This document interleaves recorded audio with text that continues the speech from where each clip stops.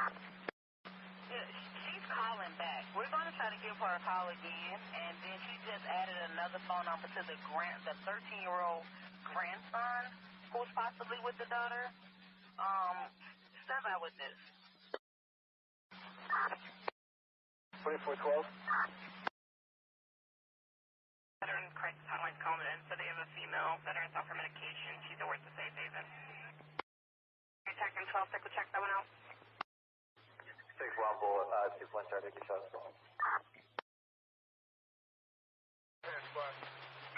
Officer still stands for talk? No. Offender in custody? Temporary with the... Thanks. Anyone else close? Wait to see what's up.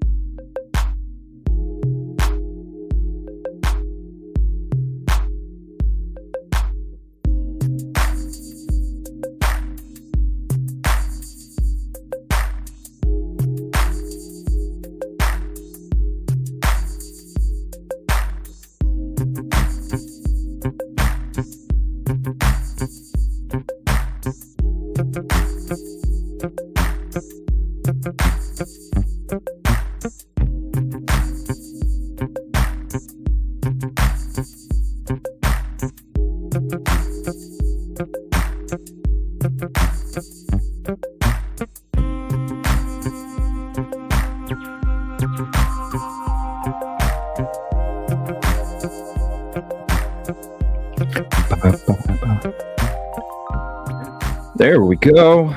Oh, it feels good to be back into the studio. And we got the Angel, baby Angel Cam. What's up? She's about to take a nap. She's about to take a nap. You can see her chilling in the bottom right of the camera. Just chilling next to her fish. What's up, baby? Yeah, she ain't moving. She's ready for a nap. Good morning.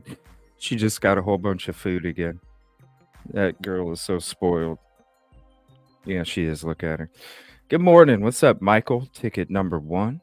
Fly girl. Good morning. Good morning. Busby number 4. What's up, Busby? Early one today. Yeah, we're going to have a morning show. Like I said a couple days ago, I'm going to try and start to try and get 2 shows a day in again here for you guys. We'll be back at the studio. We just did a lot of work at Lumber River State Park for Mica's case. Today's show, what we're going to do is we're going to go through all the interviews together. If anybody's coming back tonight or tomorrow night, The point of this show is for us to all take notes together for tonight's show, because I'm not going to be revealing anything today, but when me and Trey have our show tonight, we're going to be showing the footage. We're going to be showing, what he says took place, and we're going to be giving you a front row seat to that. And so I thought it was a good idea. You know what? It's morning. We're all fired up, ready to go. Why not have a show with you guys? Let's just go through all the interviews today.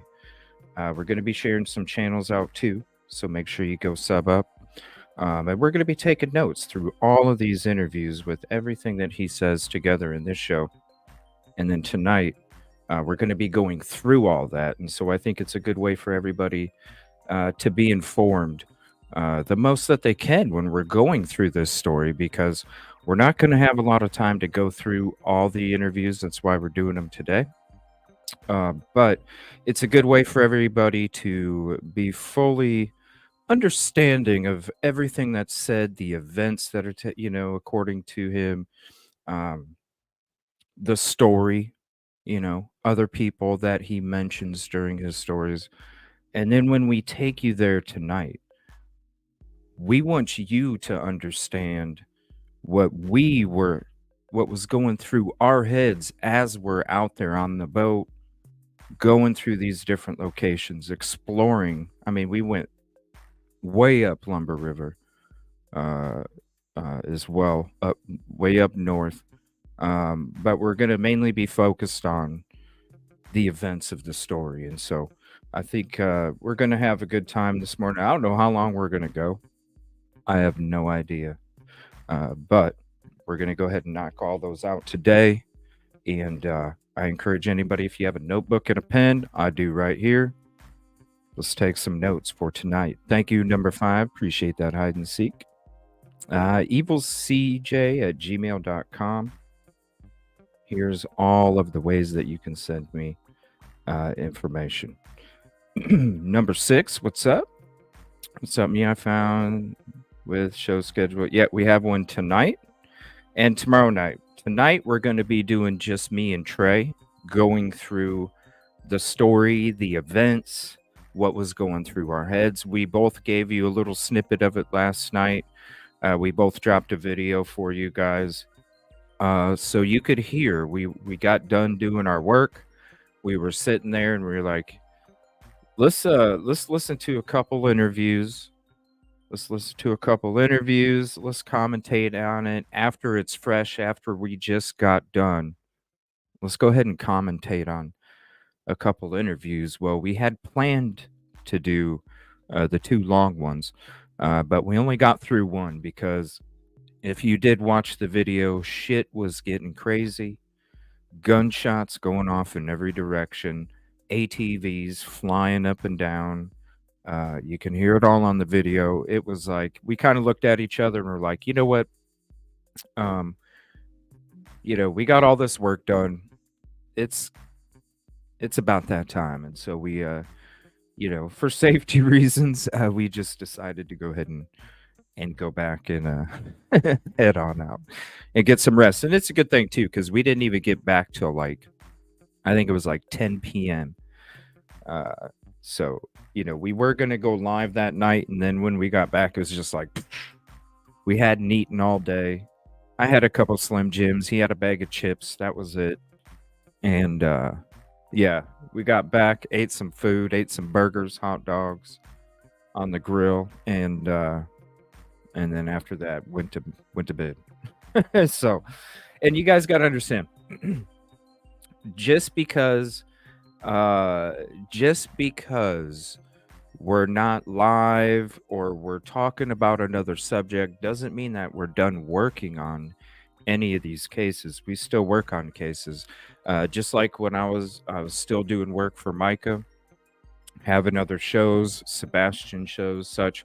Now we're going to be switching around. I let you guys know a week and a half ago that we're going to be resuming our boot searches and boat searches in the near future. And so doesn't mean we're not going to be talking Micah. We're still going to be working on Micah's case, doing the investigations from afar. We already did a lot of work. We got a lot of work done over these last 3 months. We'll be having a footage show on Micah coming up soon where I'm going to be going through all the footage that I have, and then I'm going to be dumping them. All the footage. It doesn't mean we're going to go through every single video. You might just see certain parts. But depending on what level of the video, depends on where I'm going to put it out there. And then also, we'll be opening up that new tier for all the footage, no matter what it is, coming up here this weekend. So I'm going to be resuming the boot searches, the boat searches for Sebastian here. The last time we searched was late April, May. I think it was May, maybe something like that. Has nothing to do with that money. We were out there searching right after we got done with Riley Strain.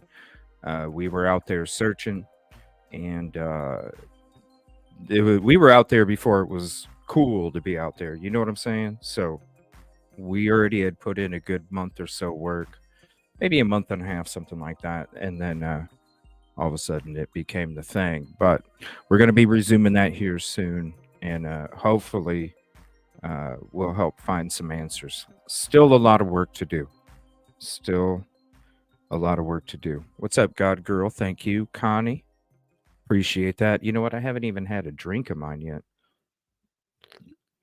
Number 20, good morning. So I wanted to update you guys on some of the things coming up. Also, one of the beautiful things, and this is why I love the community so much. What's up, Caddy? Speaking of, thank you, angels. This is why I love the community so much here. Thank you, Detective.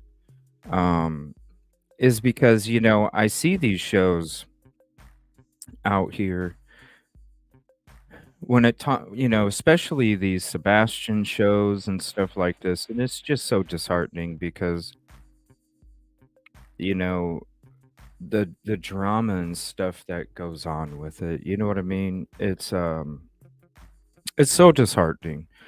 You got one side complaining about the other side, and then that side's complaining back, and that's one of the beautiful things that I love about our community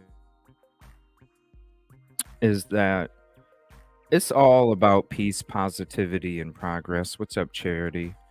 And I just appreciate the angels, and not only the angels, because it takes everybody. It takes everybody to be able to exist in a community and not have to, bash or even return the mud. You know what I'm saying? Regardless of what side you're on. I just want to say thank you so much to the community, especially the angels. Everybody does such an outstanding job here, and just really helps make this community like it's all about justice and truth, regardless of your thoughts, theories, or your opinions. It's all respectful. And I just want to say thank you to everybody because it really does mean a lot that, we can all come here and you know what I mean? You see the shows out there, you go to these shows, they're supposed to be about peace and love and forgiveness and all this other stuff, but it's just like, I get it. Trust me. We've had to defend ourselves sometimes. Sometimes you have to do it, Now, waiting and waiting and waiting is like, okay, fine. I got to do this. But it's different when it's just continual over and over and over. And you got to have members' lives to discuss the mud that's being thrown back. And it's like, man, come on. You know what I mean? Like, if this is your last day on earth, this is how I live my life.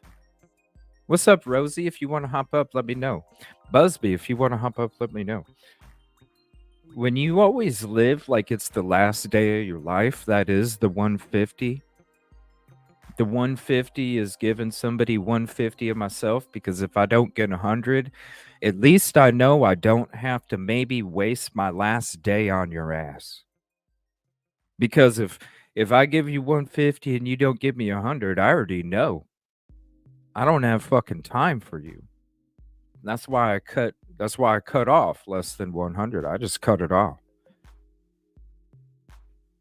Like, why spend the last day you possibly might have around people that are just, whether it's the host or whether it's people in the chat, just people being ugly and negative and throwing mud. So that's why I just want to say an extra thank you, not only to the angels, but everybody in this community. It means a lot. Because, shout out Dolly. Prayers. I'm glad that, he's making a comeback.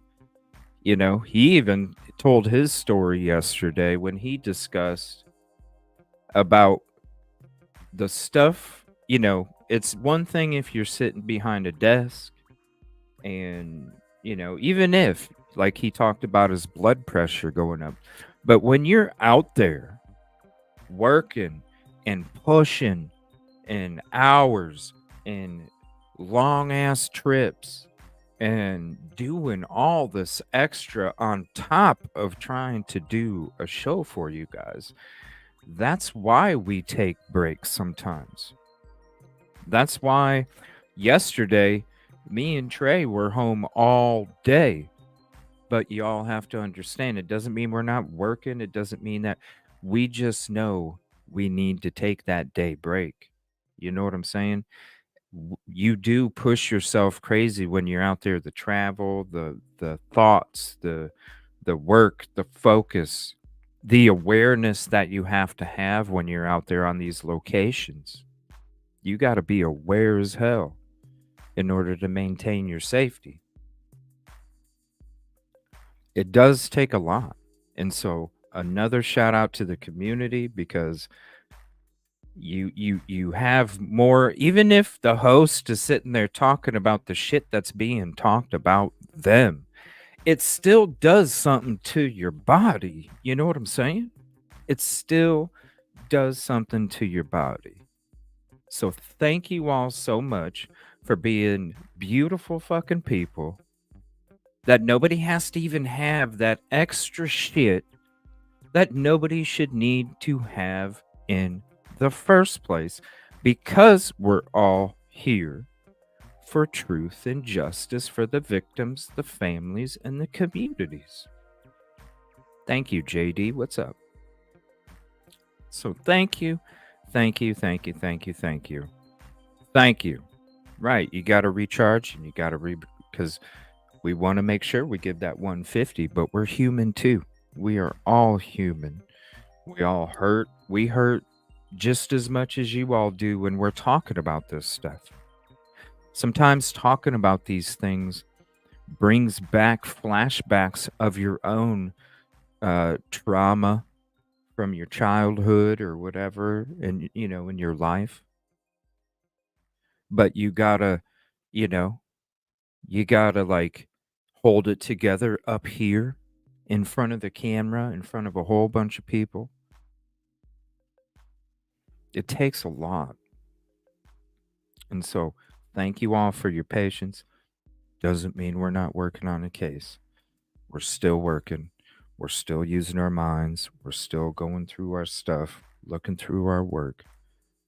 But we're just taking a little slow down a little bit. So that way, when we come back out in a day or 2 days or 3 days, we're coming blazing, because that's what it's about. That's what these victims, these families and communities deserve. 6:30 p.m. Central. It was my bad. It was a time change kind of thing, and the time change didn't update on the device that I made it, and so it was like, oh, wait a minute, it's not 5:30 Central. It's supposed to be 6:30 Central. because Trey needs his sleep. Hopefully he's getting his sleep. Hopefully he's getting his sleep. All right, so we're going to go through a couple things here. Let me show these real quick. We're going to go through a couple things here regarding the fishermen, but we're going to go through a couple things before we get into all of the interviews. Now, like I said, if you got your notebook, please get it because we're going to be taking notes. They will come in handy for tonight if you're joining us tonight. And when you take what you have, or keep it in your mind, if you're just listening, you're at work or something, you keep that in your mind. You come back tonight and you see the footage and you see what we're going to tell you and what we're talking about. I'm going to give you a different kind of theory tonight too when it comes to Mica's passing and what could have taken place just based off of doing the work out there. We'll go into that tonight. Today is just about the interviews. All right, we're going to share these QR codes real quick for you. And you can go ahead and take screenshots, send them to your friends, pass them around, post them on the socials. Time change. I know. We need a universal, right? We need a universal time. Just give us a universal time. Who cares, right? Just give us a universal time so we can all just be on the same time. So I do apologize. No, it's like normal shows, 6:30 p.m. Central, where we're back at the studio for a few days. And we're going to be resuming our searches here for Sebastian. Still working on Mica, though. We'll still be working on Mica. Her mom was on TikTok. Oh. That's cool.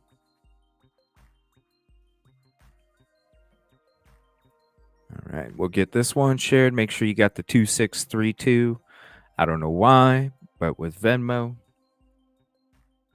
for some reason, you got to do 4 digits sometimes. So I went ahead and put that up there. That way y'all could have it for sure, because I don't know why they do that.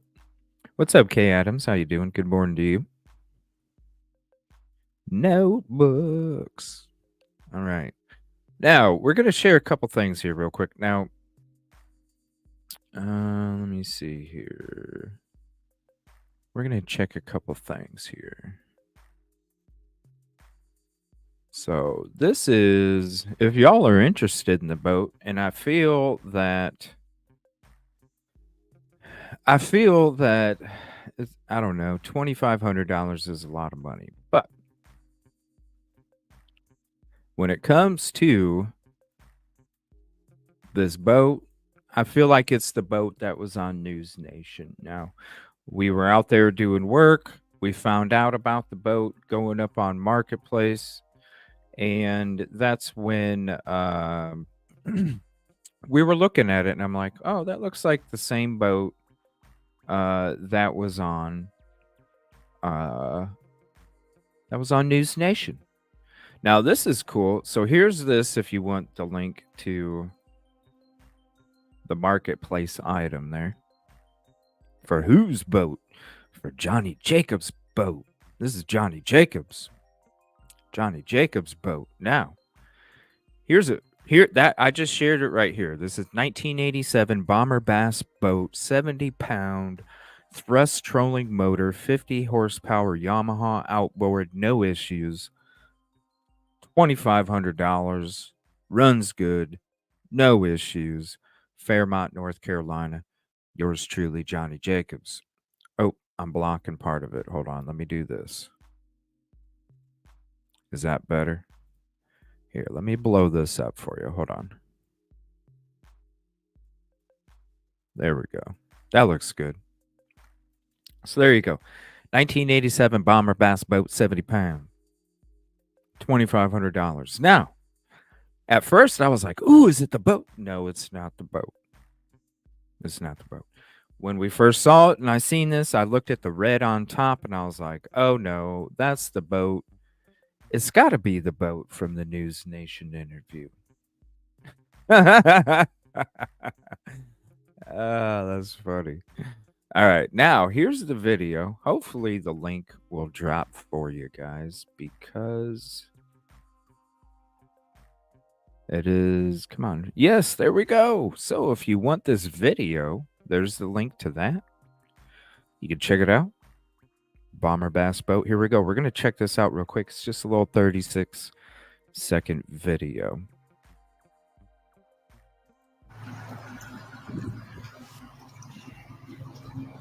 What's up, Robin?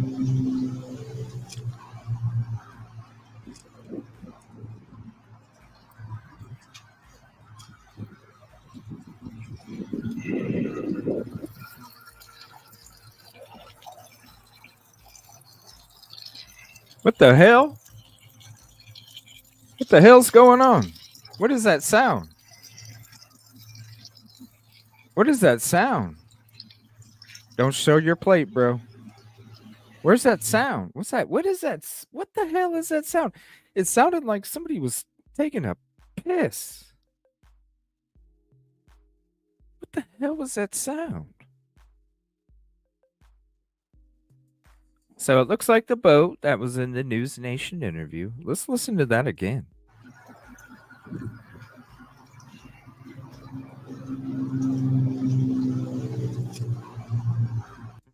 Oh, the interior looks nice. That interior does look nice, y'all. Look at that. That is a nice boat. What happened to the back? It's got, well, hold on. It's got a little tear in the seat up there. It's got a little tear in the seat. You know, upholstery. Yes, this is JJ's boat, Kylie. Not the boat he supposedly took. We're gonna discuss that tonight, though. Look at that big tear in the upholstery. Oh, there's more tears in the upholstery right there, right on the rack. I don't know, Johnny Jacobs. I'd say 2150, not 25. 2150 cash. Take it home. Because that upholstery is expensive now.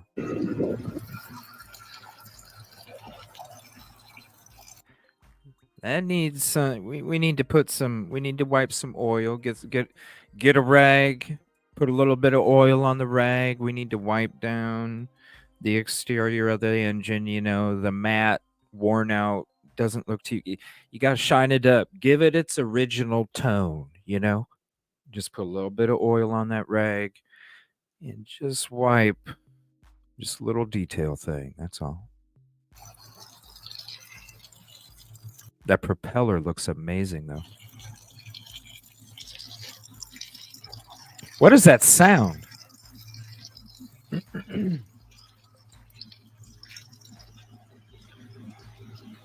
What is that sound?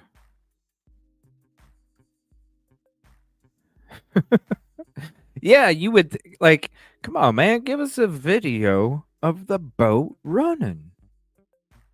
So what do you think? Do you think $2,500 is too much? Bid on it for 10? Whoa, you can bid on it?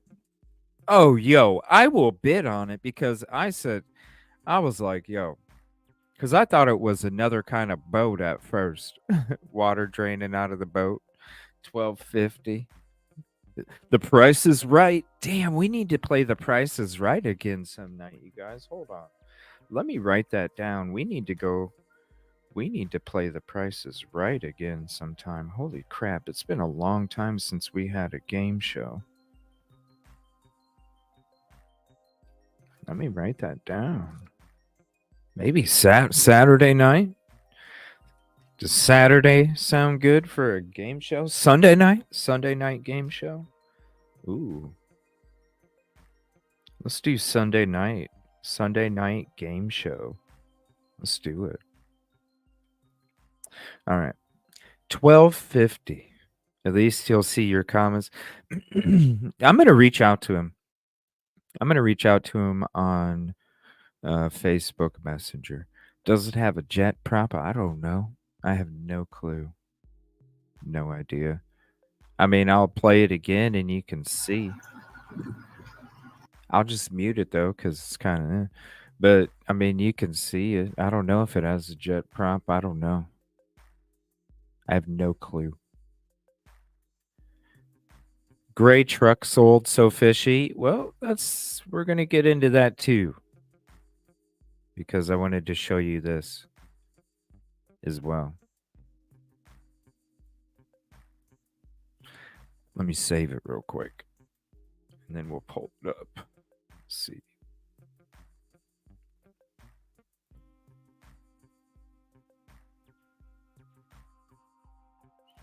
There it is.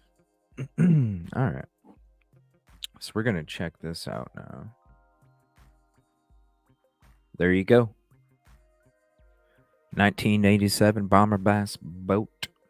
I don't know about whatever you $1. I didn't know you could bid on that shit. I never used Facebook Marketplace. I'm gonna bid on it though. I'm gonna be respectful though. I'll probably go like I don't know 100. We'll see where it goes. I mean, when's it over? I don't know. I don't use Marketplace, so let me know how that shit works. I don't know. All right, we're gonna share this though real quick.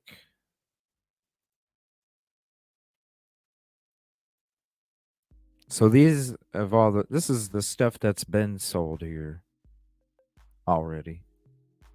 Here, let me scoot this over for y'all. There we go. This is the stuff that's been sold already. So he already had a boat before. Okay. Now, we're going to take a look at this one right here, see?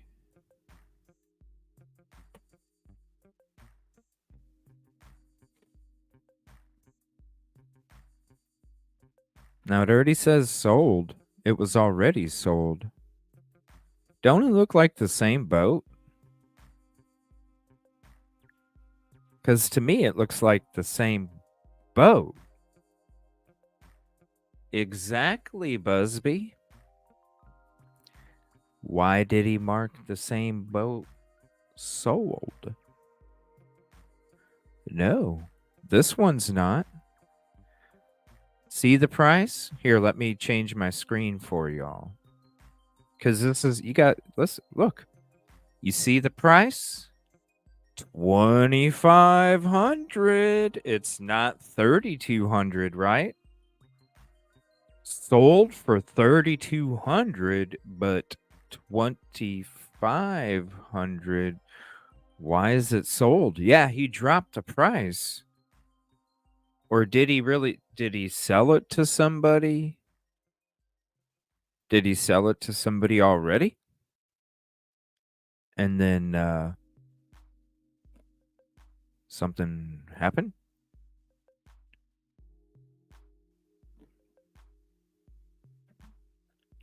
Now, yes, I feel he dropped the price.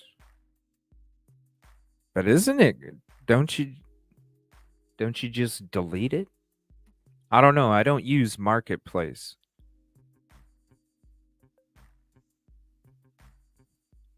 Michael says the price is cheap for a boat. Well, I would like to have a boat because I would like to pull a boat myself. Marked it sold and then reposted it. Yes.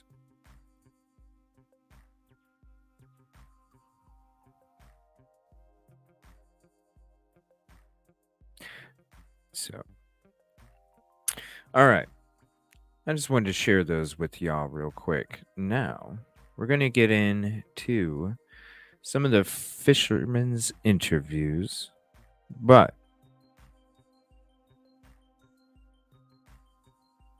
there's going to be a couple short clips from news and things like that. Just a couple minutes. We're going to jot those down too.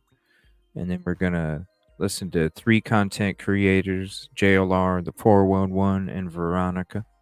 Shout out to all of them. We'll be dropping their channels when we get to each one. We're going to get to the small ones. Then the first one is when He had the interview with the local TV station. The local TV station is one of the short clips, but for some reason, it's just a few minutes. This one is like 14 minutes. There's a lot of stuff cut out. And actually, when you see the local news ones, the short clip, you'll see actually a little bit of his arm, and you'll see the shirt, and so you'll know that he's wearing the same outfit in those. Even when they took the video and they're pointed down at his feet, you can still see he's still wearing the same outfit. We're gonna be listening to the one me and Trey dropped a video, like I said last night, where we were sitting out on location right after we were done doing our work and commentated on that interview. We're gonna be listening to that one too. Also, we're gonna be listening to Flo's interview with the fisherman, part 1, 2, and 3, that Veronica put together for the true crime community. So we'll be checking those out. But first, we're gonna be going through some of the local news stations or there's a couple of news stations ones in there, but we'll skip those. But we'll go ahead and get to that first. Please hit the like if you haven't yet. It is the free way to help. And get your notebook and your pen. Oh, hold on. It says, Continuing coverage on the death of Mica Miller, the estranged wife of John Paul Miller, former pastor at the Solid Rock Church in Myrtle Beach. This week, the Robeson County Sheriff's Office, they released a timeline of what happened the day Mica died by a self-inflicted gunshot wound at the Lumber River State Park. Now, tonight, the man who reported hearing Mica crying and the sound of a gunshot at that state park is sharing how his character is now under attack. He says it's destroying his life, and he wants the baseless attacks that he's seeing on social media to stop. He talked with ABC 15's Tanya Brown. She joins us now live from the Robeson County Sheriff's Office in Lumberton. Andrew, the fisherman says he never thought fully cooperating with the police investigation and telling the whole truth and nothing but the truth would lead to him being unfairly targeted on social media. I met 55-year-old Johnnie Jacobs today at an undisclosed location in Robeson County. He didn't want me to show his face because he's concerned for his safety after being bashed and targeted on social media. It's like putting my life in danger with some of the things that's been said. Jacobs tells me he'd been fishing for several hours on April 27th at the Lumber River State Park when he heard a faint cry. He says 2 or 3 minutes later, he heard a gunshot. I said, oh my God, don't tell me, because the crying had stopped. I said, don't tell me something's happened, don't tell me something. I was getting ready to get out of there. Another 3 people came into the lake on a boat, and I plainly asked them, I said, did y'all hear that gunshot? They said yes. So he says right here, I was getting ready to get out of there.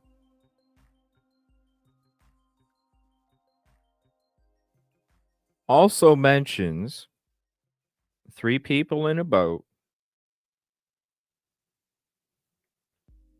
asking if heard gunshots, and they said yes. Jacob says he couldn't see anything because of all the trees blocking his view. This here's the park, of course. This is where I put my boat in at. Mm-hmm. Okay. Now see this picture right here.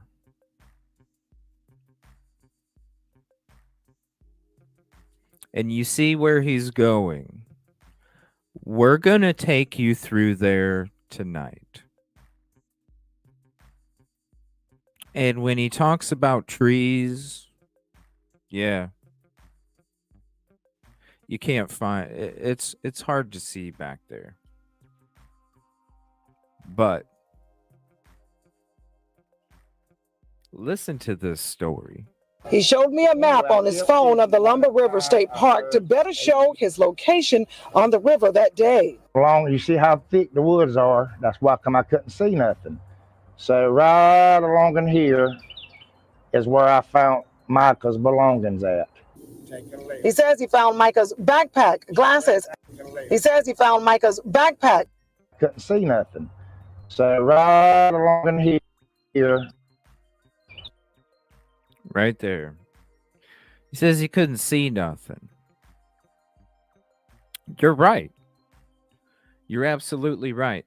When we show you the photos, or the video, I should say, you're going to see, no, you can't see nothing. Now, when you listen to his story, this is where he points it out. He shows you where he goes in. He shows you where he found her belongings. How in the hell, and we're going to show you this tonight, clear ass video, and then we'll be uploading our videos afterwards. How in the hell do you make it past her body, sir, and you don't disrupt her body? Because if a kayaker comes in there and bumps into a log and her leg, how in the hell didn't your wake of your boat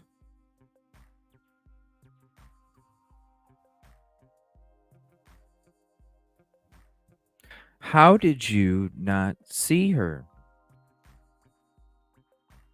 Because even though the water is dark, you can still see a good foot or two down.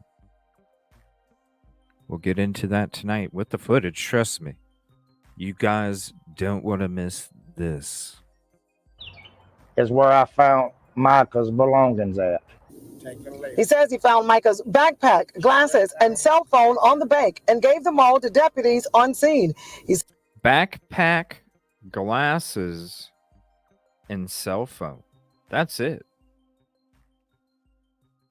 Now, it's important to make sure that you jot down each one of these interviews and what he states and what he doesn't state.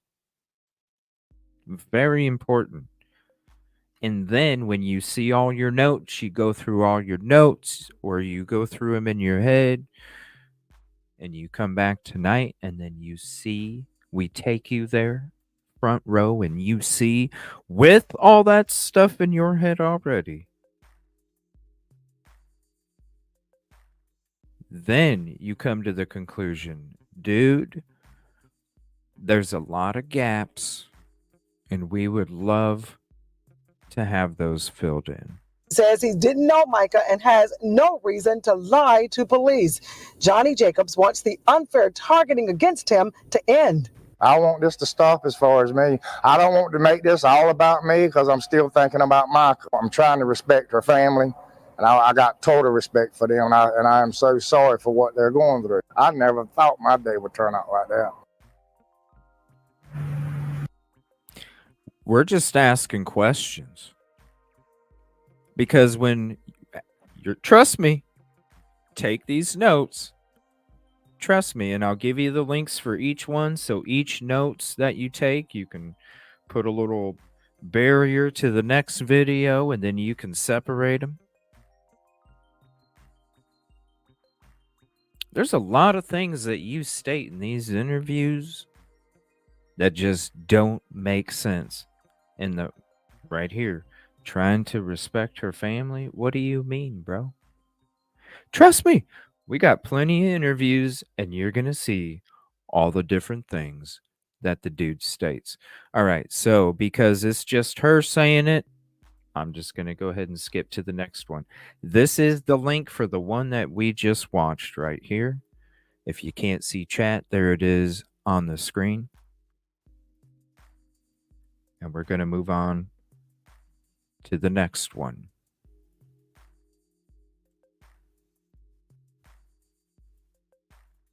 Give me 1 second here.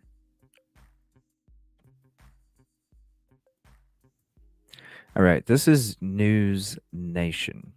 Cries and a gunshot. Those are some of the details being released in the death of a Myrtle Beach pastor's wife.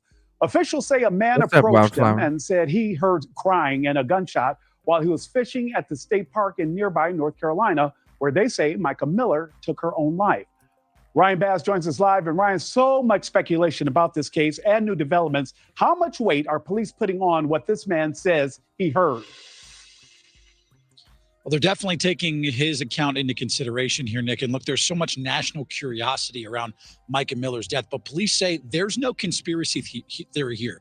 She took her own life. And now that man, as you mentioned, is giving us new details about a gunshot that he heard in that same park around the time of Mica Miller's death. Still, there's questions that remain about her relationship with her husband, John Paul Miller, a local pastor at a church that both were involved in. Now, the Robeson County Medical Examiner did confirm that Miller died by a self-inflicted gunshot wound on April 27th. Her body was found in the water at Lumber River State Park, about 70 miles north of Myrtle Beach. A man who claimed to have found Mica's fanny pack with her ID inside, but didn't want his face shown, spoke exclusively with our local affiliate WBTW, saying he heard crying, a gunshot, and then silence. Maybe 5 minutes after getting into the slough, I heard a cry, a faint cry. Heard it from. Okay, listen to that. I'm going to pause it already. After 5 minutes of getting in, I'm going to play it again. Write this down, y'all. Trust me. Write this down. After 5 minutes of being in the slough, I heard a faint cry. Write that down. Put a star next to it. Trust me. Come back tonight. Gunshot and then silence. Maybe 5 minutes after getting into the slough, I heard a cry, a faint cry. Maybe 5 minutes after getting into the slough, I heard a faint cry.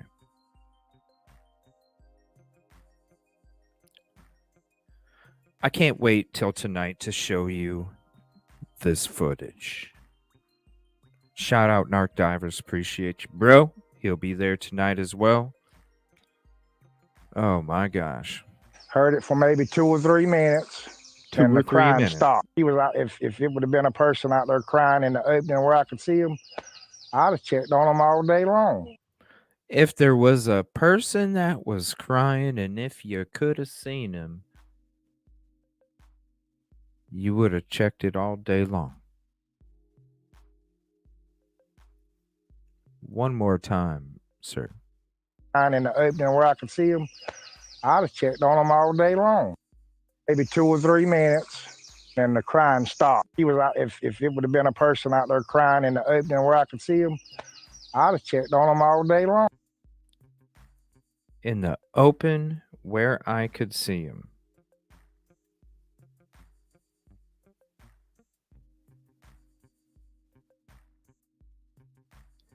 I would have checked all day long. I'm taking notes, y'all, too. I mean, I already heard all this stuff. I'm separating it in these interviews. This is crazy, you guys. This footage shows bullshit. Bullshit.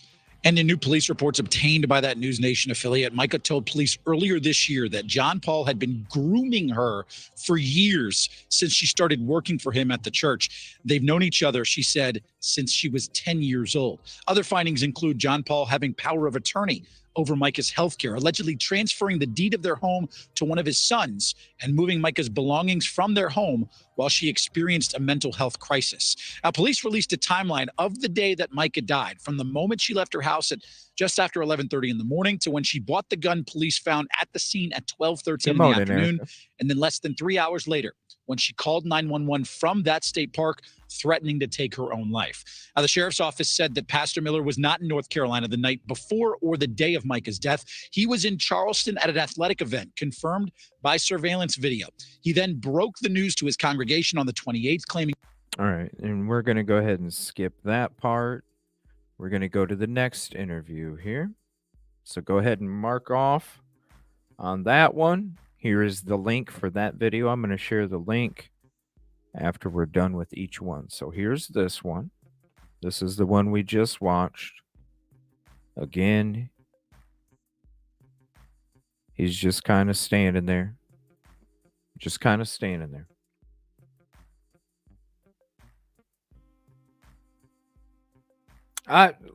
I'm just, trust me, we're going to listen to them all. This is why you got to jot it down, especially when you come back tonight. Oh, hell. You're going to be like, but wait a minute. I'm getting a front row seat and I'm looking at what he said in this one and then this one and then this one. And then I'm looking at this and I'm going, huh? What? What? I don't think so. Not happening. Oh, I can't wait till tonight. It's going to be good. All right, here's another one from News Nation. Mica Miller's death has been suspicious from the get-go. Even after police officially ruled it a suicide and shared plenty of evidence, her family still has questions. There was no eyewitness to Mica's death that day. All right, I'm going to skip Beige Field and we're just going to go right to the fisherman. Now, like I said, when we switch to this, you'll see the red in the boat. When the instant I saw the Facebook Marketplace post, I was like, I think it's the same boat that was in News Nation because it's red on top. It's got the red interior. It's not a canoe. It's not a canoe. So I was like, no, I don't think it is. Creamfield. There we go. That kind of Creamfield kind of sounds good though. You know, like Creamfield cereal. Oh, doesn't that sound good? Like Creamfield posted frosted Creamfield flakes. Frosted Creamfield flakes. That sounds good, don't it? Yeah, it keeps piling up, don't it? And he says he heard Mica crying just before the fatal gunshot rang out. That fisherman took News Nation's investigative correspondent Rich McHugh on his boat to the exact spot where Mica died. And Rich joins me now live. Rich, that's sort of been the last piece that a lot of people have been trying to put together in this story of Mica's final hours. Tell me about what the fisherman was able to. Please hit the like if you haven't yet and you're not subscribed. Please consider doing so. Especially to come back tomorrow night. Tonight, just me and Trey. Tomorrow night, we're going to have a panel discussing all this stuff too. What me and Trey show you tonight, we'll be discussing it again Thursday night, 6:30 p.m. Central. To tell you about and what his experience was. Good morning, Dre. Oh, man, actually, there's so much here. This is a guy that I've been trying to reach since the beginning of covering this story. Finally was able to reach him, and he agreed to meet me at the state park. Right there. I said, look, I'm going to be here all day. He finally agreed to meet. That's another big question, Jill. Trust me. If y'all missed the videos me and Trey dropped last night, definitely check them out. We started off with a special thank you. And we flipped the camera around on location, gave you the nature. We listened to one of the interviews, and we gave you fresh perspective right after we got done. Trust me, we just got done doing our work. We pulled over to the side, sitting there in the boat. Let's listen to an interview after we're done here. While it's like fresh. Definitely check it out. We posted it last night. Go show Trey some love, too. And he said, look, I want to clear up my name in this. Like he says he's being dragged into allegations online, social media and whatnot. But I also... Oh, we've already brought it up a long time ago, Tony Girl. Thank you for hopping in. We've already brought that up a long time ago. Who's his friend Charles? Because remember, if you remember, Tony, remember when he blurped it out? He was like, oops, I probably shouldn't have said that. Didn't he, Tony? Remember? Oops, I probably shouldn't have said that. He did say it in one of them. Yes, he did. His name was Charles. Charles who? Right, Tony? Yeah. Oops. Yep. That's what he did. He said, oops, I probably shouldn't have said that. Yeah, you probably shouldn't have. Because remember, that's when they were giving each other. Yeah, he told me that he knows I didn't do it, and I know that he didn't do it. Remember that? He told me, yeah, man, I could see how you didn't see her body. And yeah, I was like, yeah, man, I could see how I could see how you didn't have nothing to do with it too, buddy. I could see that. Isn't that who Ann addressed? I'm not sure. We've been talking about the Charles character for like 3 months. It's been a topic for 3 months over here. I don't know who she addressed. I'm not sure. He slipped on the hot dog steak, probably. Probably. But no, that's been a topic over here for a few months. We started covering this case before everybody else did, so it's all good. I wanted to see firsthand, like, a lot of stuff where this took place, because there's so many questions about how she got there. And trust me, we're gonna have a footage show where we're doing all Mica Miller footage, all the way from the beginning of June. When we went out there on location, we were still covering it before that. We started going when it didn't make sense when we were covering it here in the studio. It's like, we're going to take a break from Sebastian searches. We're going to go out there to Myrtle Beach. We're going to do some work. Trust me. And we're going back to help search for Sebastian again, too. Shout out, team. And why she was there. And it's all just so confusing to somebody who's been reporting on this. He graciously took us out for about a half an hour and allowed me to interview him. He didn't want to use his face on camera or me to name him, but he walked through the news he experienced, and we have some of that sound right here. I want to. You're absolutely right, for sure. Why isn't the news brought it up? I don't know. Ask Creamfield. You know what I mean? Ask Vinny. Ask them why they've never brought it up, because Charles, I mean, I already have the name. I'm just not putting it out there. We've had the name for a long time. Let's take a look. I'm just not putting it out. I heard a cry back when I came in, where I told you I started hearing the crying at. Then I heard a gunshot. That was probably about 2 minutes or so after I started hearing the cry. It might have been a little bit longer than that. And I heard a gunshot. It wasn't a loud gunshot. And then the crying just stopped. Right about here, that's when I heard the gunshot. All right, so right here, I'm going to take a screenshot, because this where he's right about here is where he heard the gunshot. Now, if you're looking at this picture, the slough don't look like that.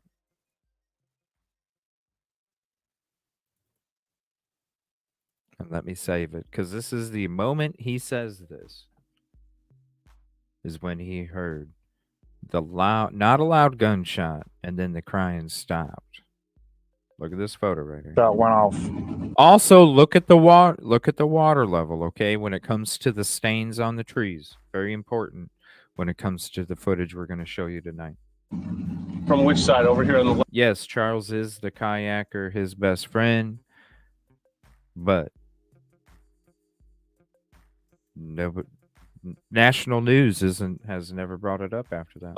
To the left. That's where I heard the gunshot. In there. Uh-huh. Okay, in there is where he heard the gunshot.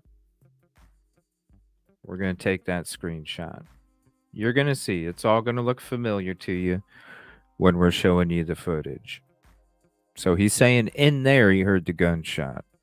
Now, if you're looking in that direction, and that's where you go in, if you hear the gunshot from that direction,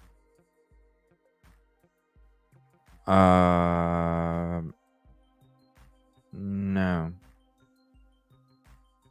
That's the direction that you hear the gunshot.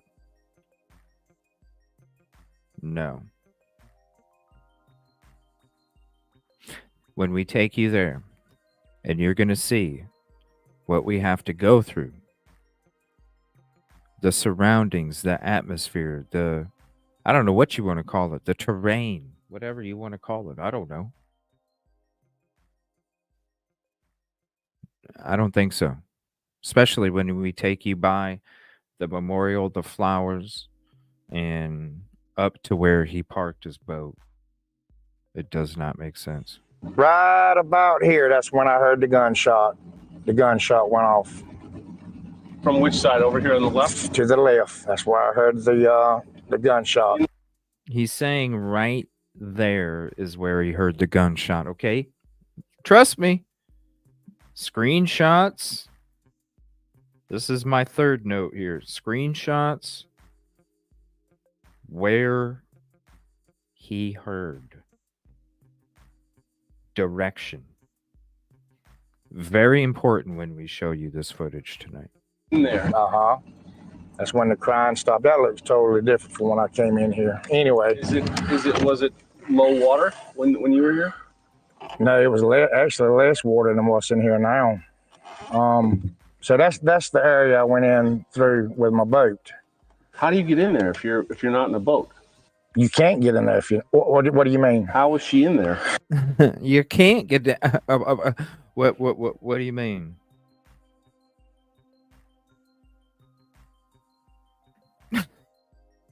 You answer the questions. You stop answering the question and then ask a question. What? What do you mean? That's the area I went in through with my boat.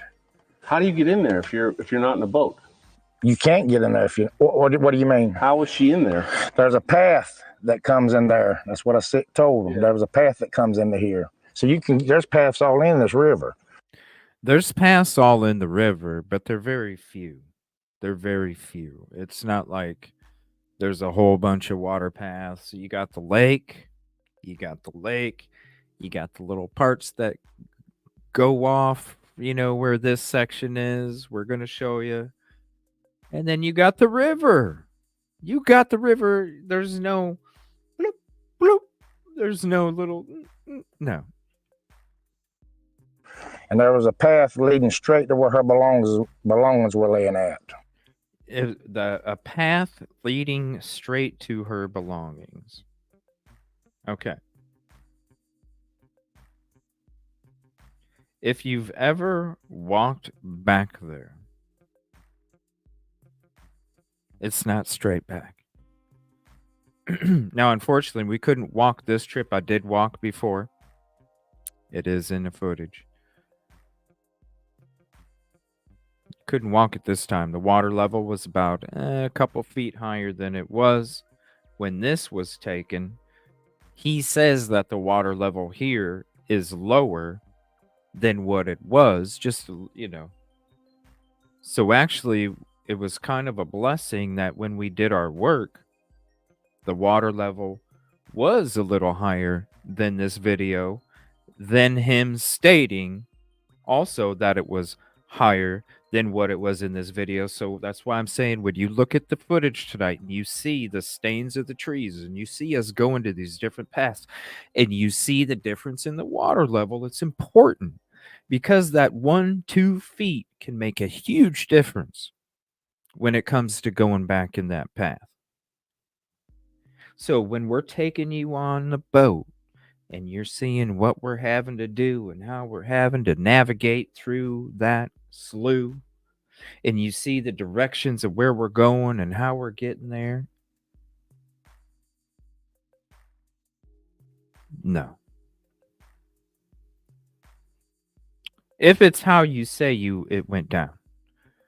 And remember, he said, and another one we're going to check out. And another one, he said, you just don't go, if you can't see, you just don't go up checking on somebody, because you never know. You just never know. This right here, bro, if this is how you say it all went down, and this is how you say this happened with this person you saw, and this and that, when you go into the stuff that's already suspicious about what's being said, I deleted all my calls, so I had to call my buddy to find out what time I called him. What? There's a reason people delete stuff off their phone if they need to delete stuff off their phones because they need memory. They don't delete their call history. They delete their text messages. They delete their photos. They delete their videos. They delete their songs. They delete their text messages because usually that's what fills up a lot of your memory already if you keep all your texts. Call history? You're not deleting that unless you don't want people to see your call history. Then you delete your call history.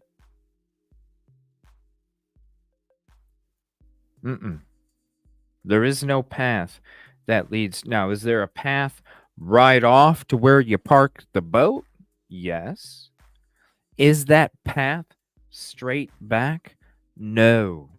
It's a lot of turning, and you have to know your way back there to even get back there. Period. There is a path right off there. It's not straight back. That's all in this river. And there was a path leading straight to where her belongings were laying at. And then how did you come across her stuff, her belongings? I just seen it laying up on the bank when I pulled up in here. Yes, sir. It was laying up on the bank. I don't know why I grabbed it. I just grabbed it. Didn't ever look at it or nothing. Okay. There was a bag on the bank. Bag on the bank. You must have really been looking for a black fanny pack. Because if you can see a black fanny pack from here to that tree that's straight ahead of you, or maybe to the left that's even closer, boy, you got some tunnel vision on that fanny pack. Because I don't know how you're going to notice a black fanny pack in any of this. And it's actually a little darker. It's a little darker than what it is right there on the picture. He didn't go through the bag. Didn't go through it.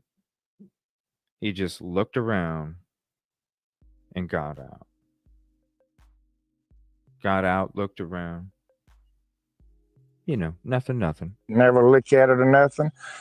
I got out and I looked around because there was a clearing on the left and the right, and I looked around because I felt like something was wrong, but I never seen nothing. I took the stuff, put it in my boat, went back to the landing.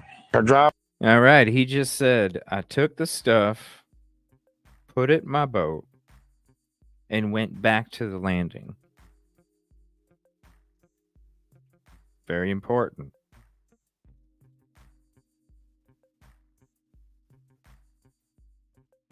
Took back to landing. Now listen to these items here. Stuff, put it in my boat, went back to the landing. Her driver's license, her bank card, she had her keys, $500, a little over $500. Every bit of that money got back. Every bit of that money. $500 though. Okay. So her driver's license, bank card, keys, 500. Every bit.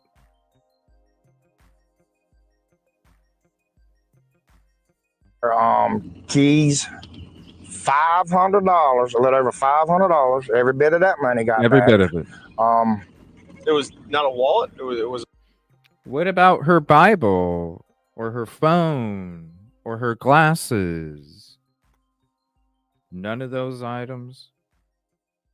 The wallet? It was what they call, I guess, ladies call them fanny packs. What do you say to the people accusing you of being a part of this? We're not even accusing him of being a part of it. Trust me, Tanya. I know I've been there 5 times. Trust me. We know. Nobody's accusing him of being a part of it. We just got some questions. That too. That's a great question, Lisa. Why didn't she leave the items in her car? Why didn't she leave her items in the car? It's funny, he mentions the money a few different ways too. This one says $500, $500. Every bit of that. Every bit of that.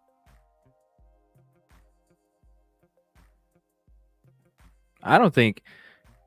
Hey, I just want some questions answered. Do I think he had anything to do with it? Do I? I think if he did, oh my lord, we know. Thank you. Appreciate you. Go. My lord.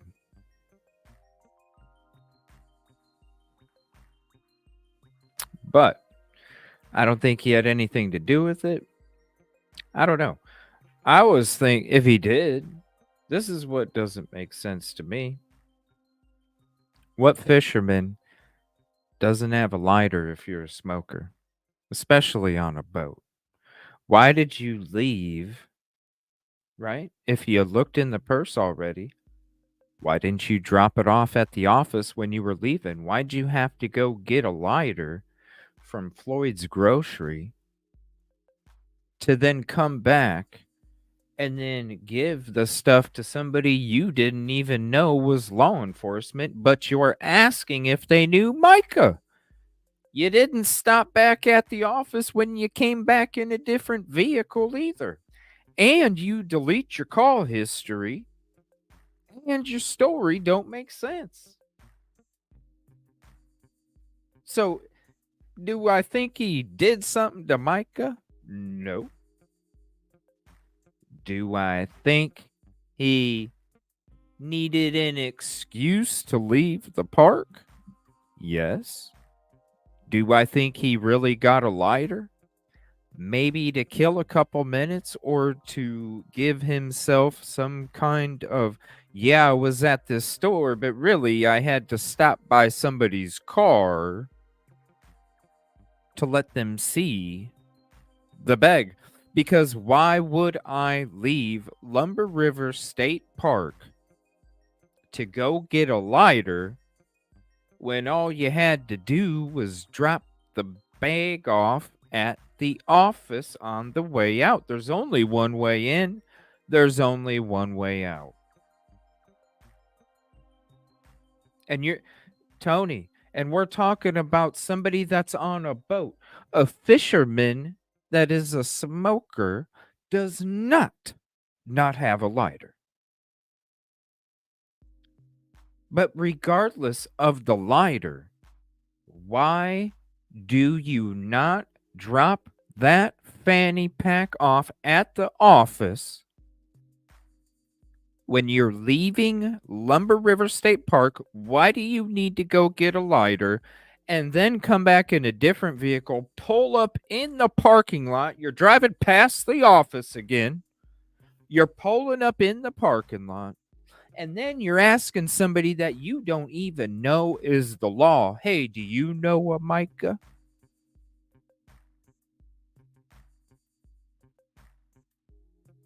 That's suspicious as hell.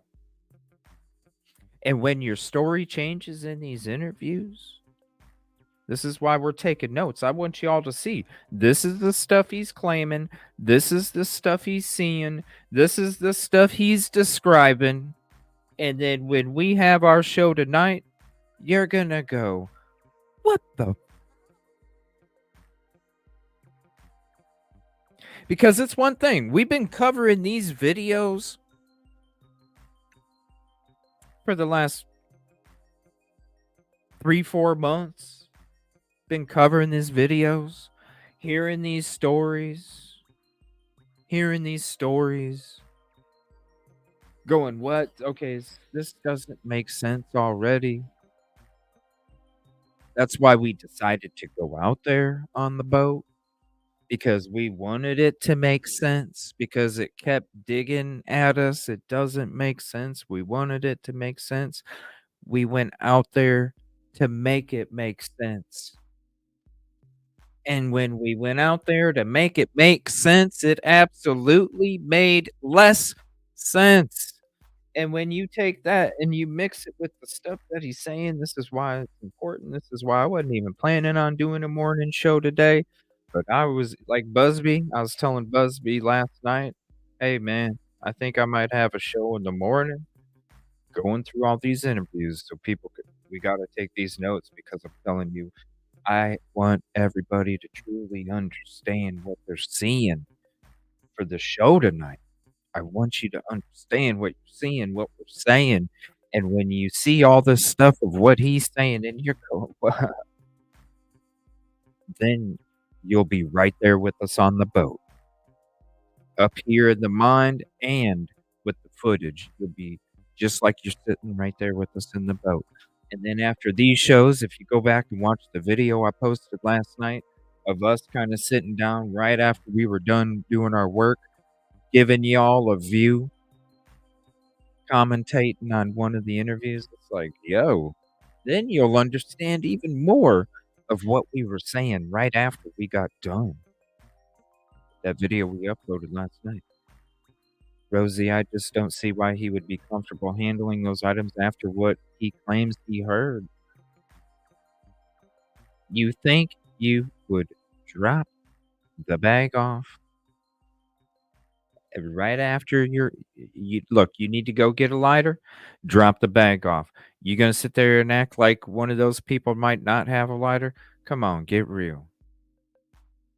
You don't think they have to light something on fire out there? Come on now. There's controlled burning, all sorts of stuff going on. You got it everywhere just in case, says Eric. Oh, just wait. There's GoPro. There's GoPro. There's a Samsung 4K. Thank you very much for the kind words. It's not making sense. All right, we'll get back to this. Why we're not accusing him? We just got a lot of questions. What's up, Melcy? Thank you. Love the picture. America, baby. We just got questions. A lot of questions. Johnny Jacobs, 330-510-1110. You can call. You can leave a voicemail. You can text. Whatever. We would just love to ask some questions, right, Kylie? We just would love to ask some questions, me and Trey. We just love to ask some questions.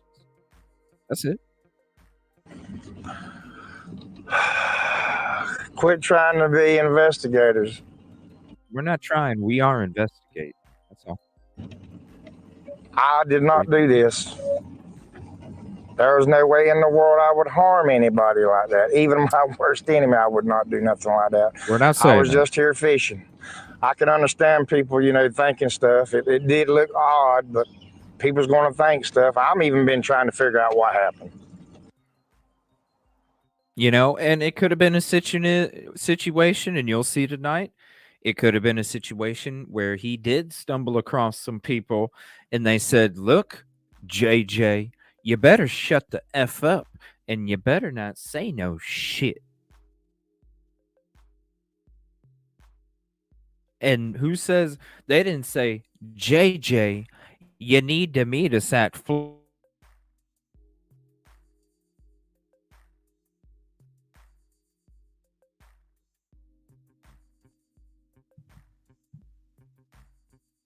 JJ, you need to meet us at Floyd Groceries. We're going to go through the shit. We'll give it back to you. You meet us at Floyd Groceries. Take your ass back and tell them this story. Maybe that's why the story changes so much, because they're like, you need to tell them this story. Just a few details, but the few details get all sorts of changed up as we go on. Oh, I'm sure they're doing the right I'm sure they're doing the right thing, Melzy. Trust me. I'm sure they are. Trust me. We just got some questions. Now, a couple quick things. Actually, he says this is the last interview he's doing. He wants to do this to try and clear his name on social media. Having been there at the site where this happened, actually, I gotta say the only thing I could think of was like, how in the world did she get back in there? And after talking with her family, knowing that she had to walk through waist deep water to get there, you can only wonder, like, why? Like, right? Why? You're gonna see it tonight. Trust me. 6:30 Central. Me and Trey. Shout out Trey. Does not make sense, y'all. All right, we're gonna get to the next one. Here's the link for this one. If you're keeping your notes separate, you want to have these for yourself. I want to make sure I share them with you because you can go through these interviews on your own with your notes. You can come back to this show at any time, take notes from this show because I'm taking notes right along with you. And then come check out the show tonight. If you can't make tonight, come back tomorrow. Tomorrow night, we're doing it at the same time with a panel. It's going to be crazy. Charity, gifted membership. Thank you so much. Looks like ME was gifted a membership from Charity. Thank you so much for the gifted membership, Charity. I love those gifts. Always helping out another individual that doesn't have the membership. And trust me, I'm going to be opening up that new tier this weekend. But I'm going to be dropping a bunch of videos for some members, a bunch of videos for everyone. And I'm going to have, oh my gosh, so many videos for that new tier. I'm talking Idaho 4. I'm talking Delphi. I'm talking Stephen Smith. I'm talking so many of the different cases that I've gone on location and covered. I'm going to be dropping everything. I'm going to be dropping it all. Especially, so if you're in Idaho 4, just wait. Because there's a lot of good footage in that one. A year to the day. All right, so here's the next interview. This is local TV station WBTW. The Robeson County Sheriff's Office ruled Mica Miller's death a suicide. In a News 13 exclusive, Tamika Jackson went to Lumber River State Park, where she spoke with a man who witnessed and heard her final moments. This is the exact place Johnnie Jacobs said. So she's going to be the one. We're going to check out JLR. Shout out JLR Magnolia. We'll be checking that video out next with that interview. This is the lady that interviewed Johnnie Jacobs. Now, I reached out and I asked JLR Magnolia, like, how did that take place? You know what I'm saying? They just ended up being there, and that was when the news station was requesting for an interview, and he met them out there, and they just happened to be there. So shout out to them because just like here, you can see the mainstream media, even though it's local news, mainstream media gives you like 2 minutes of it. JLR gave you the whole kit and caboodle. Shout out JLR. As he placed the personal items of Mica Miller when he found them right down this river on a small bank. Jacob says this is his version of what he saw and heard on that day. He says many people have since attacked him on social media. And he says, in talking to News 13, this is his way of setting the record straight. Had her license, her bank card. She had her keys in the bag. She had a little small Bible. Okay, there we go. The credit cards, the bank cards, and a few receipts of some things. You're still missing some stuff, Johnny. Cell phone, no? Glasses? Let's go through this one. He's got a couple of them, adds a couple, still missing a couple. This is page 2 of my notes. We're going to jot these ones down. She had a little small Bible. Hold on 1 second. Her bank card. She had her keys in the bank card. Keys. The bag. She had a little small Bible. All of the credit cards, a bank card. Small Bible. Bank cards. Already said that. Credit cards. Cards. And a few receipts of some things. And Johnnie a few Jacobs receipts. said, and a few receipts. Nothing about no $500. Nothing about no glasses. Oh, you're missing stuff. as he retrieved the items from her black fanny pack here at the Lumber River State Park, the park where authorities say she took her own life. On the same day officials announced the details of her death, the family of Mica Miller, accompanied by a park ranger, ventured into the restricted area where Mica was tragically found, now seared into their memories in a silent tribute. What's up, Johnnie Jacob? Jacobs says he remembers hearing cries around that same area, and after hearing a single gunshot, the cry stopped. Pulled in there with my little boat, and maybe pulled in there with my little boat. Oh, Tiffany, JP didn't do this alone, trust me. He's got his own team for everything. He is not the only one. He can't do it. He depends on other people. When you're dealing with people like JP, he depends on other people. In his boat, pulled in there with his small little boat. A single gunshot, the cry stopped. Pulled in there with my little boat. With his little boat, pulled in there with his little boat. Little boat. And maybe 5 minutes after getting into the slough, I heard a cry, a faint cry. There you go. There it is again. About 5 minutes after getting into the slough. Oh boy. This is some bullshit. 5 minutes after getting into the slough, heard a faint cry. With my little boat.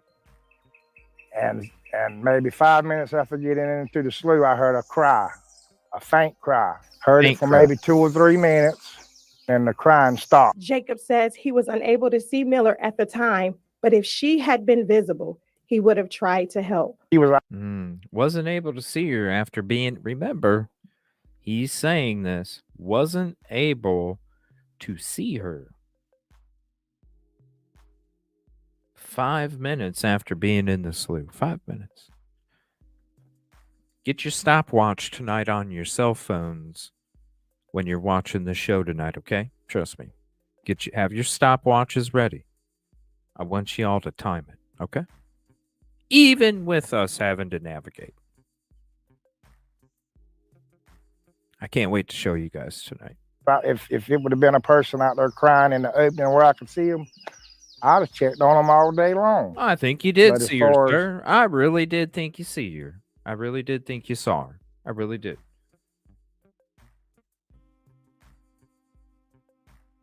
I think that's why you knew to go for the bag. I think that's why you knew to go for the bag. Because you heard the crying. You knew where it was coming from. You heard the gunshot. You were right there, bro.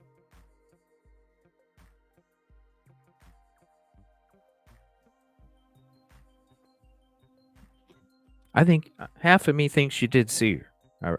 I didn't before, but after going there, and we're going through these, and you're telling me after 5 minutes of being into the slough on a couple different interviews already, we still have more to get into, and you're telling me that you didn't see nobody and you just heard a faint cry and then a gunshot? Bro, if you're that close, what, did it have a silencer on it? Was she just whisper crying? You don't make sense. It's not like there's a shit ton of activity going. You didn't have a construction crew back there jackhammering a sidewalk, okay? You guys listened to our video last night that you hear the birds, you hear the crickets, and maybe some gunshots, but that's it. That's it.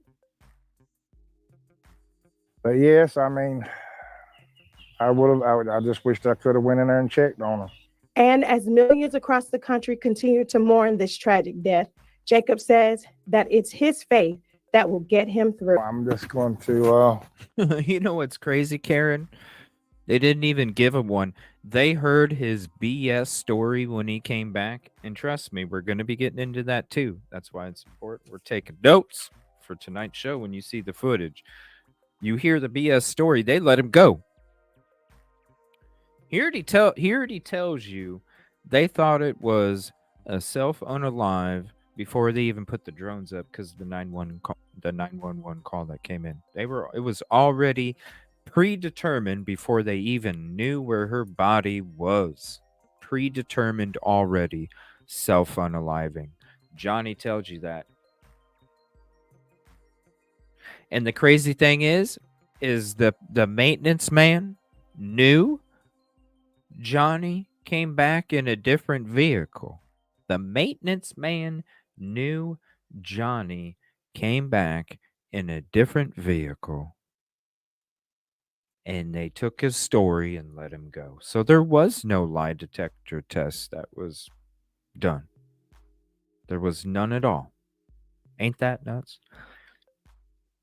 He deletes his call history, has to call his friend to find out what time he called his friend for part of the timeline of events.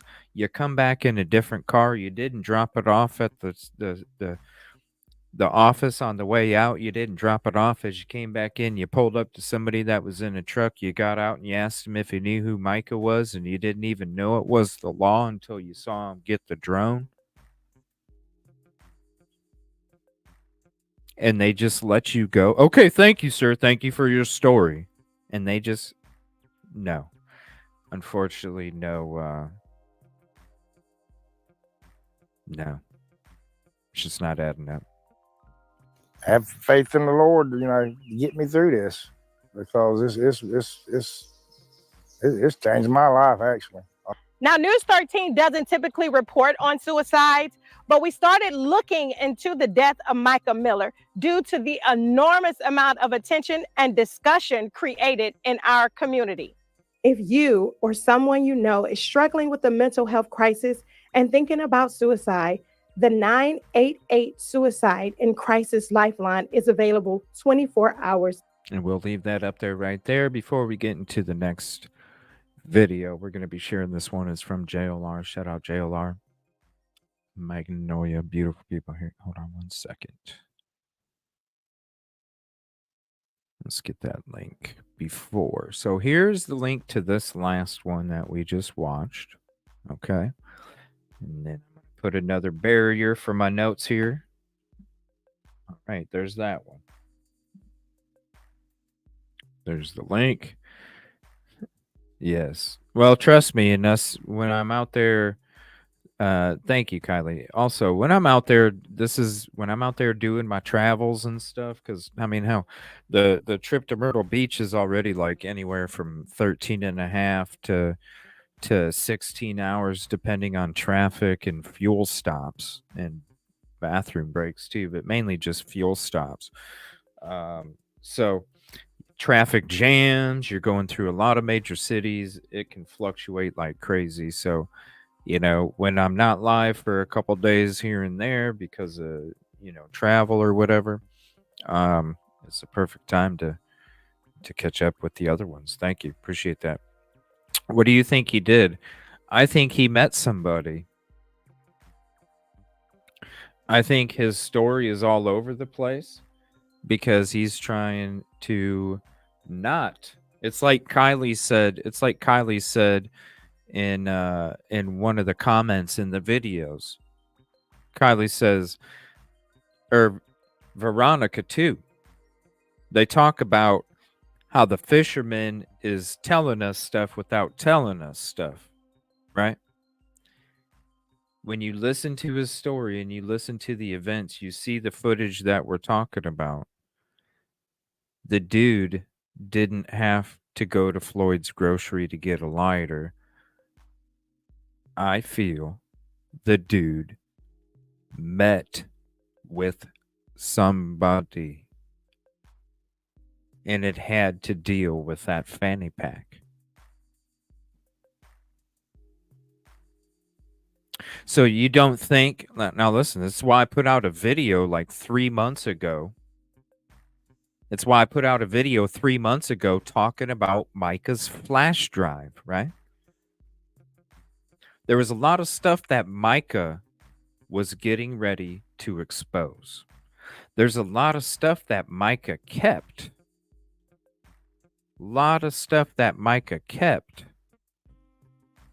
to expose JP.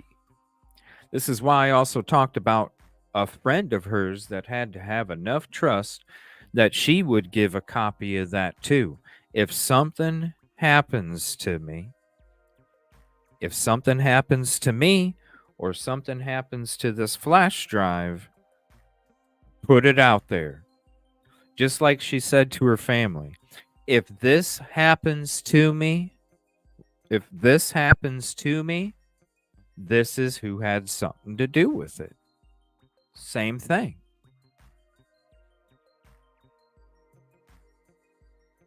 Same thing. I feel he had to meet somebody that was connected to JP, that was connected trying to collect all the dirt that he could back from Mica any way possible. That's what I feel. Because if you didn't have to do that and you really did just have to go get a lighter, this is what your story would have been. There's a lot of contradictions in his statements already. That's why we're doing our show today. Illegal? Impeding an investigation is what it is, because you're lying to authorities about your events and your timeline and everything that took place. Impeding an investigation is illegal, and it's fucked up, and it should be brought to light. Period. There'd be a lot of people in jail, Tiffany, if Robeson County did the investigation that they were supposed to do. Do you think that Robeson County did their investigation? If you think Robeson County did their investigation with Johnnie Jacobs, that's on you. But to me, Robeson County didn't do a proper investigation from the beginning. And when you let somebody go that comes back in a different vehicle, that doesn't drop the fanny pack off at the office on the way out, on the way back, doesn't go up to somebody who thinks he is authority or law enforcement. He goes up to somebody that is probably it's just a normal person standing outside of a truck. The truck was unmarked. He didn't even know it was law enforcement, asking if he knew Mica. That right there, you take his story and you let him go? No. And when you lie to authorities about the timeline and events and your alibi,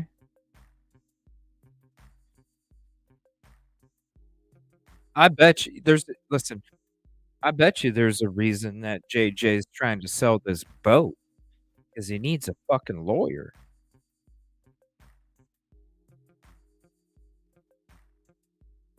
That's why I think Johnnie Jacobs has been selling his boat for almost 2 months. Because maybe he got off. Maybe he got off from Robeson County. What's up, Heather? Maybe he got off in Robeson County's investigation. But do you think the FBI is letting this guy? Taking his story? You think the FBI wouldn't question Johnnie Jacobs when it comes to all the different conflicting statements he's talked about, what he talks about, what he doesn't talk about? One talks about it in the other.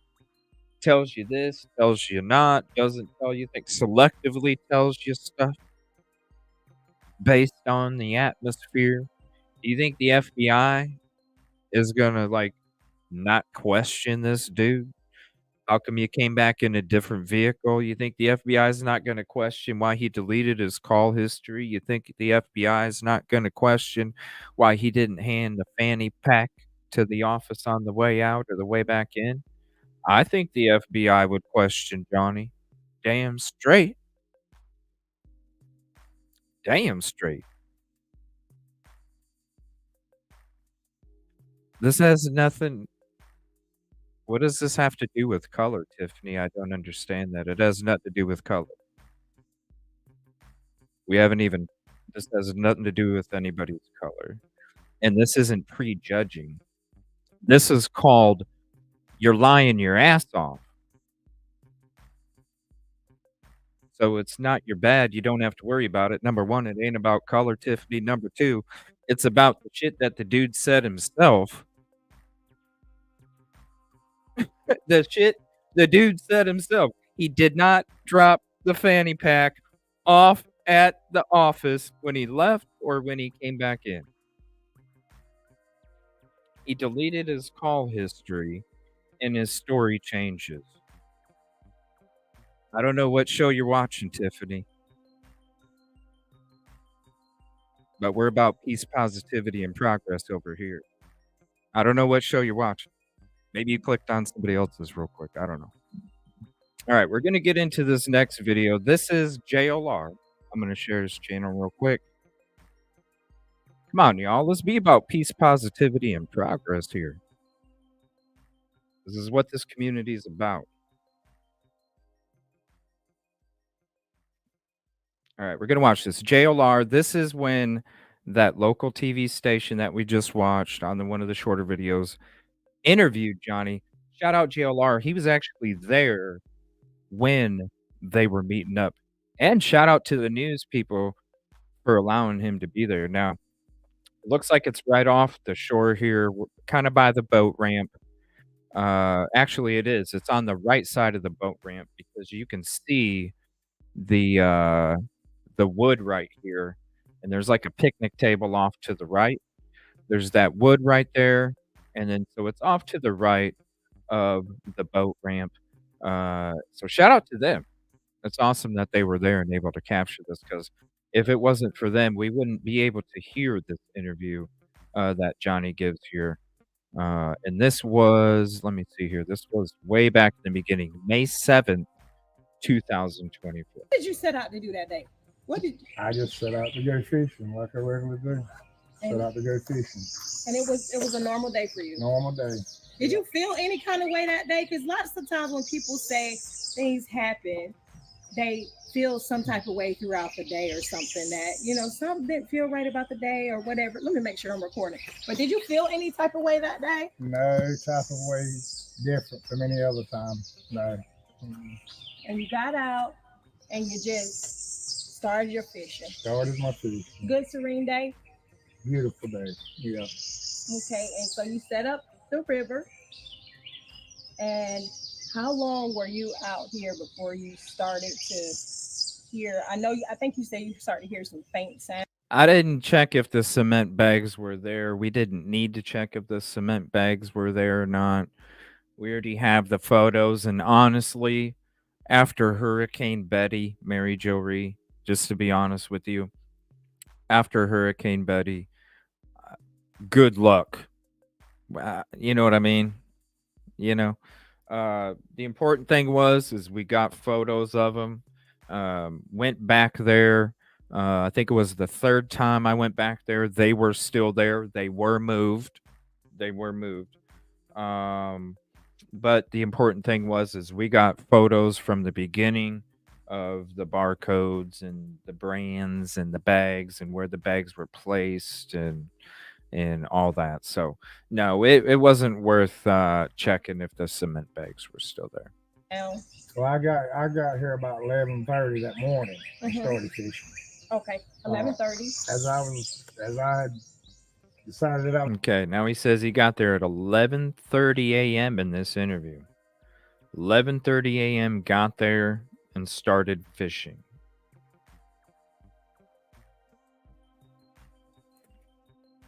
I was gonna quit fishing. I came back through.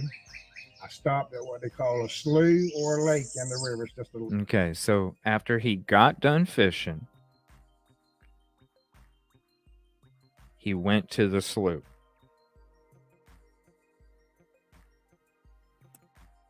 A lake off of the river. So I pulled in there with my little boat. And boat. Maybe 5 minutes after getting into the slough, I heard a cry, a faint cry. What time was that? Okay, again, 5 minutes into the slough, faint cry. This is that little couple-minute clip from that local news station, and there's going to be plenty more after this. Probably around 4 o'clock. Oh, okay. Around 4 o'clock. Mm-hmm. Around 4 o'clock. I just kept hearing the cry. Was it down here, or was it when you got in there? It was when I got inside of the lake. Yeah. You heard a faint cry. Heard a faint cry. So when he got inside the lake, he heard a faint cry. But in the other stories, you say you got into the slough. You were in the slough for about 5 minutes, and then you started hearing the cry. So now you're inside the lake, and you started to hear the cry.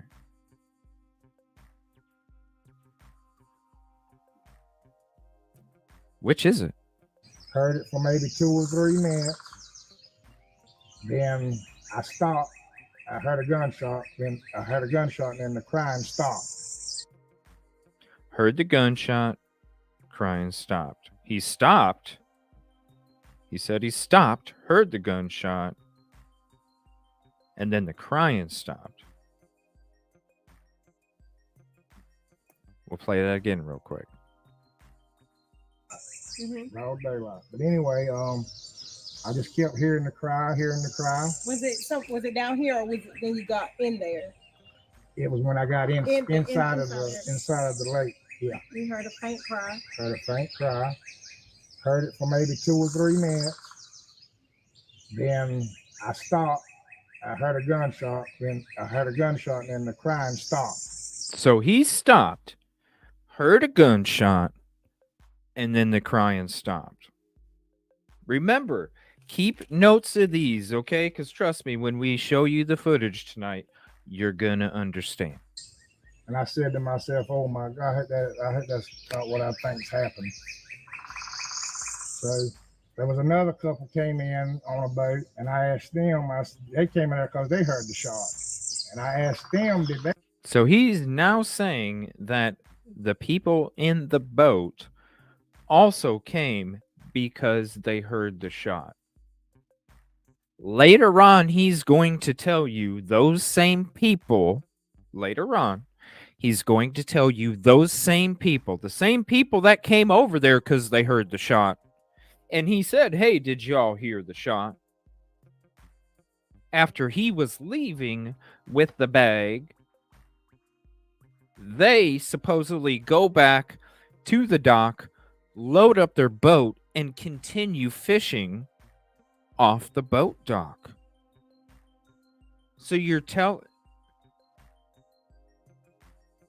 So they weren't worried?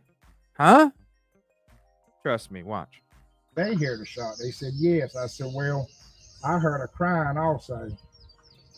Then I heard a gunshot, and then the crying stopped. And I said to myself, oh my God, I heard that's not what I think's happened. So there was another couple came in on a boat, and I asked them, they came in there because they heard the shot. And I asked them, did they hear the shot? They said yes. I said, well, he says a couple, not 3 people, not a guy, a daughter, and a dad. The girls in the middle, male up front, girl in the middle, guy in the back.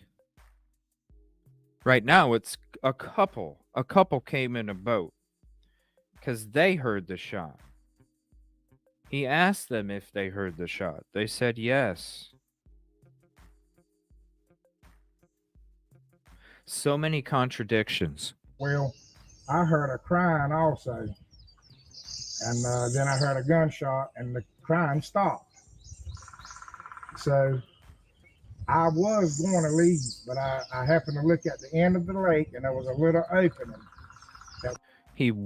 Now this is crazy because this is a different story. This is in the very beginning. So the other interviews that we listened to already were already later on. This is one in the very beginning. And he's telling you that all of this stuff that's taken place, the shots, the crying, all of this is when he's still in the lake. So why later on does your story change to you being in the slough for about 5 minutes? Any other story, You were in the slough for about 5 minutes and you started hearing the cries and the gunshot. Right now, you're placing all of your story in the lake. Wait till you see the footage tonight. Make it make sense. Asked them, did they hear the shot? They said, yes. I said, well, I heard a crying also. And then I heard a gunshot and the crying stopped.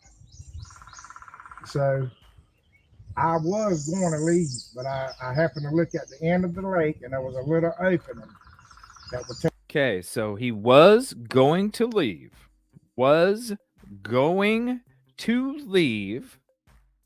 But he looked over at the lake, and I'm going to pull up the map here real quick for you. Okay, so even though I'm not going to show you the footage right now, I'm going to show you the map of what we're talking about, what he's talking about, okay? Observation deck right here. Observation deck. Griffin Rural. He is talking about being in the lake. The lake, because the river goes here, up here, and then comes back down this way. He's talking about being in the lake, and he saw that small opening. He saw the small opening.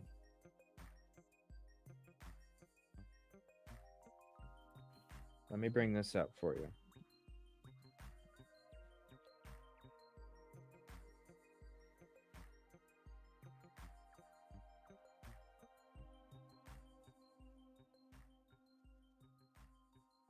We're going to bring it up here. We're going to use Google Maps. So here's the lake. Right here is that small opening he's talking about. So he's in the lake. He's talking about a small opening. So when you're going into the slough,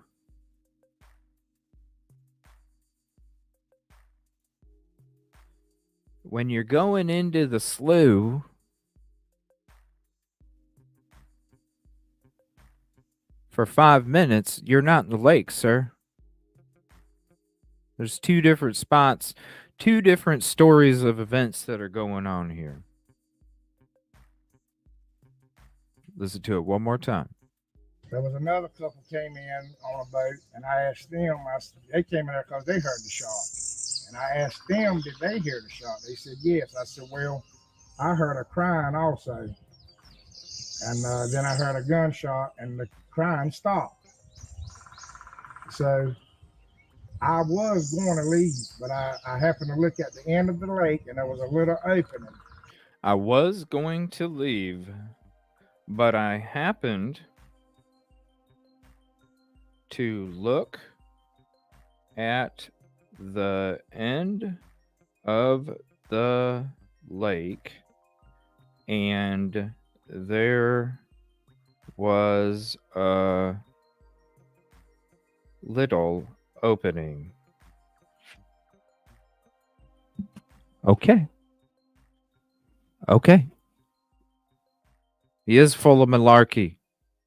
Oops, I shouldn't have said that. Cheryl Owens, contribution call out. 1 second. Let me get that screen up there for you. Contribution call out. Thank you so much for... Oh, hold on. StreamYard, come on now. Jeez. Keep fighting for Mica as a DA survivor. I have much respect for your fight for what's right. Thank you so much, Sherry Owens, for the $4.99 super chat. Thank you for the support. Thank you for the kind words. And it is about justice for Mica. That's why we're out there still continuing to do our work. And even if we're not out on location, we're still doing the work here in the studio. And so I want to say thank you very much. And yes, please mash the chat with those purple hearts for Mica. Please, justice for Mica. Also, if you missed any of the QR codes, go to the beginning of the show. We show them in the intro. You can take a screenshot, share them with your friends. The best way to do it is share them on those socials. Put them out there. Thank you so much. Appreciate you guys. This stuff is important here. Especially when y'all are going to see the footage tonight. This shit right here. May 7th was this right here. That would take me to the back of that.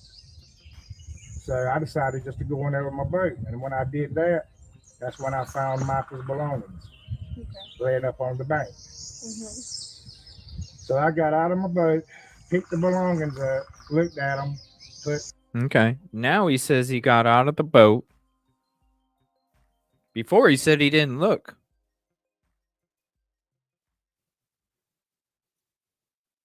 Got out of boat. And we're going to take you there with the footage too. Got the belongings.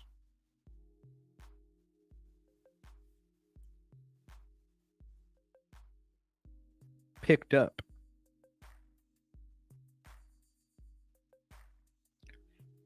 Looked at him. Put him in his boat.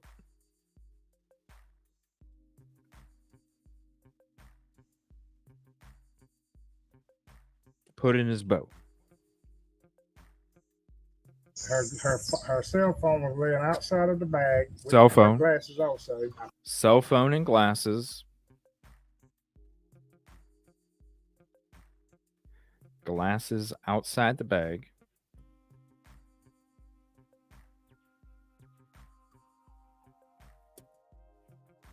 I picked those up, put them in the bag, looked around a little bit, got back into my boat, came back to the land and loaded it up. Looked around a little bit. Now listen, we're going to be pausing it here for real quick here. He's going to be saying different things. I was laying outside of the bag and her glasses also. I picked those up, put them in the bag, looked around a little bit.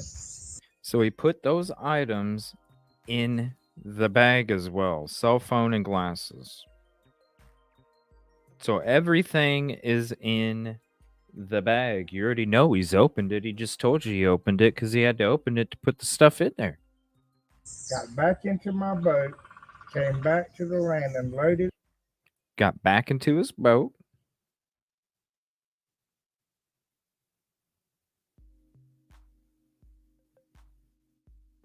Got back into his boat. Back to the land. And loaded his boat.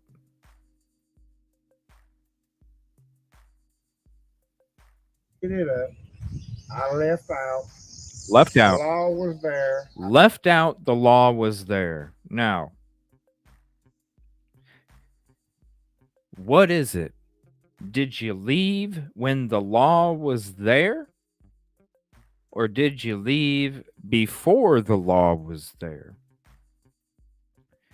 Because there was still a few minutes. I think he left out when the law was there. He saw the law there and he left out.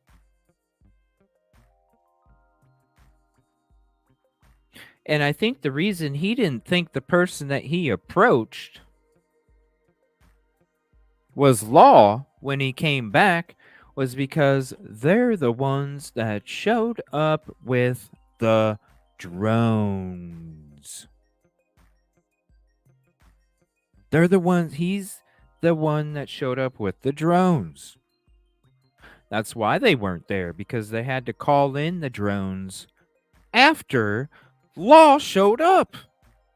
And if you're telling me, because look, if you're telling me that the law, it didn't take but 20 minutes, I'm going to tell you right now, this is 20 minutes after the 911 call. I'm going to tell you right now, it takes a lot longer than 20 minutes to be up in there. Listen, from the shot, from the time of the shot, the time of the 911 call. The time of the 911 call. Then there's the shot. Then there's the call for them to come out there. You ain't loading your boat. You ain't being out there collecting these things, looking around, checking it out, navigating through those waters, navigating, bringing your boat back up, getting it loaded up, getting in your truck, looking at the purse, leaving. You ain't doing that quick. You ain't doing that quick.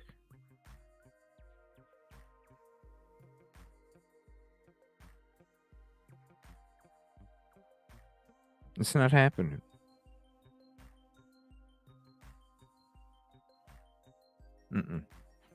I stopped and talked with the law. And he's telling you he stopped and talked to the law. Left out. Law was there. Stopped and talked to the law.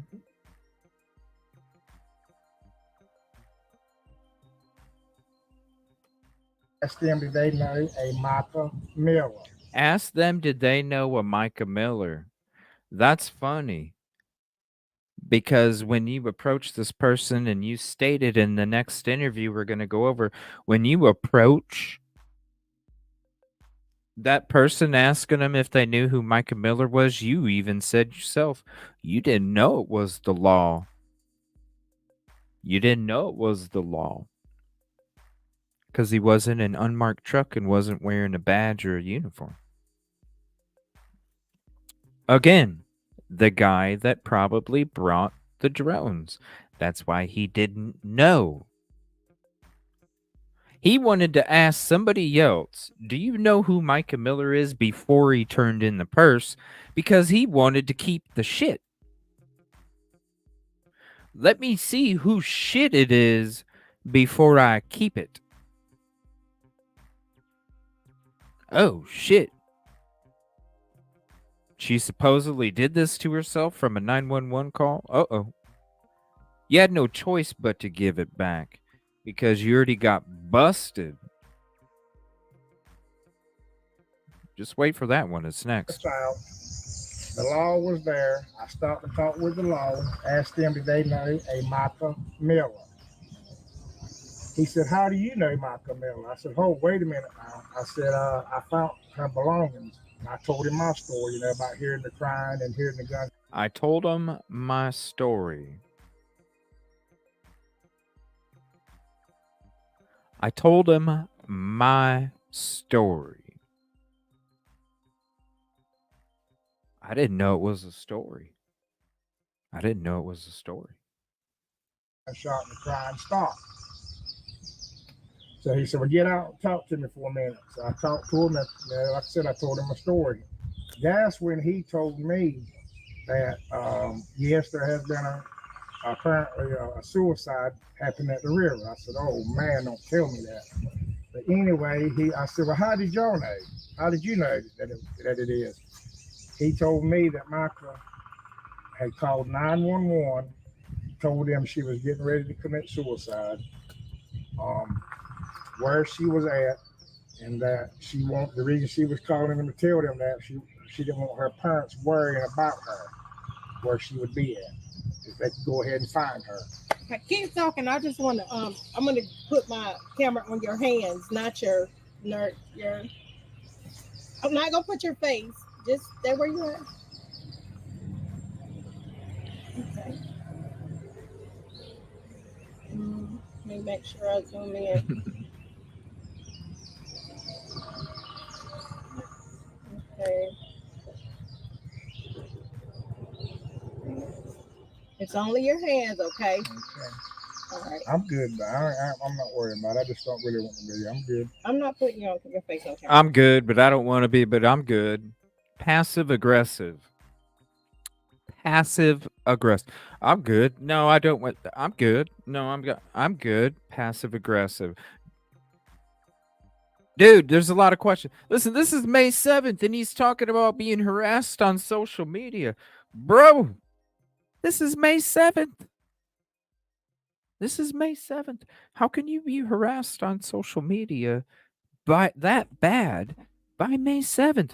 Is because your story don't make sense. Because you were already putting your story out there to people. We're going to show you the screenshots tonight.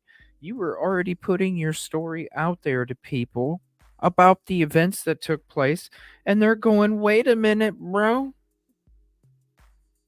Wait a minute, bro. What are you talking about? No wonder. What's up, baby? Is she going potty or something? Yeah, she's going potty. It's funny. I can hear the potty. the potty. Oh, I gotta go potty. Yep. All right. And so when he told you, baby's awake. You said he told you that it was Mica. Apparently, suicide. That's why they were here. Okay. And then is that when you gave him the belongings? Yes, gave him the belongings. He laid them up on his truck. They laid everything out on the truck. Now, you said that you talked particularly about wait a minute. Did he just say to the family? Did he just say to the family, not the investigators, but the family? What? Actually, what? Suicide. That's why they were here. Okay. Whoa, hold on.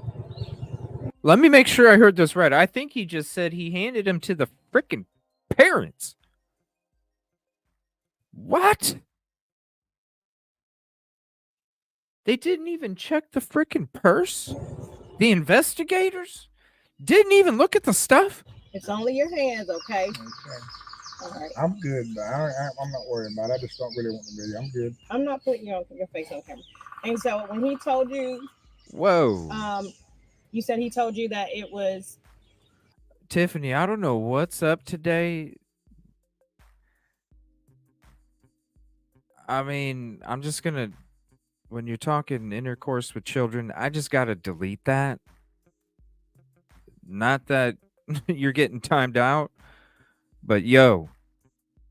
And when I got to mention that, I don't know what's up today. I don't know what's going on. I don't know what's up.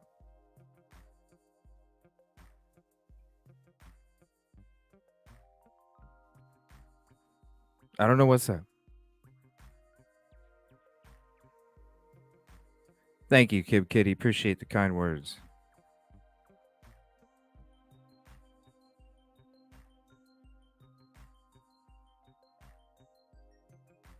The whole prejudging thing and it being about color, I don't know where you got that from either with this show. I don't know what's going on. Maybe take a break. You know what I'm saying? Maybe take a break. What the hell, man? Mica. Apparently, suicide. That's why they were here. Okay. And then is that when you gave him... All right, back to the topic here. You said he told you that it was Mica. Apparently, suicide. That's why they were here. Okay. And then is that when you gave him the belongings? Yes, gave him the belongings. Okay, gave him. He laid them up on his truck.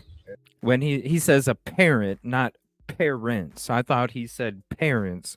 He said a parent. Like apparently, a parent, that kind of word. So he did give it to that guy.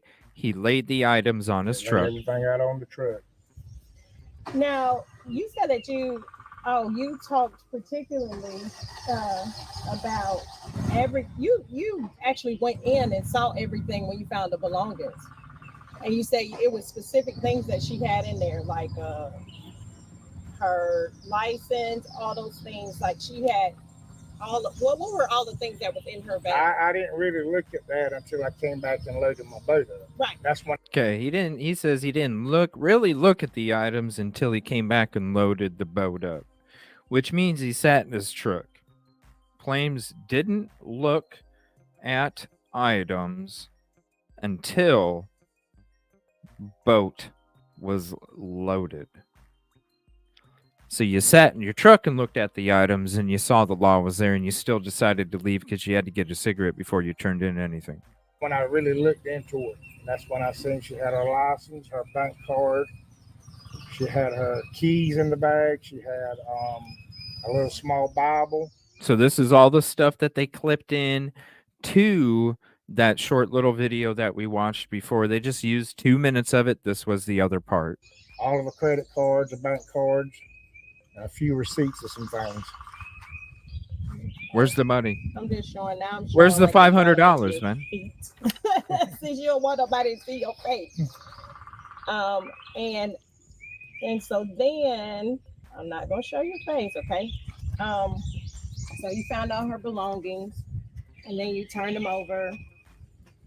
Well, no, I'm backtracking and going back. So after all this had took place, and you talked to authorities, you told them, you gave them what they needed. You just left. They just let me go. They told me they didn't need me any longer. Wow. Mm-hmm.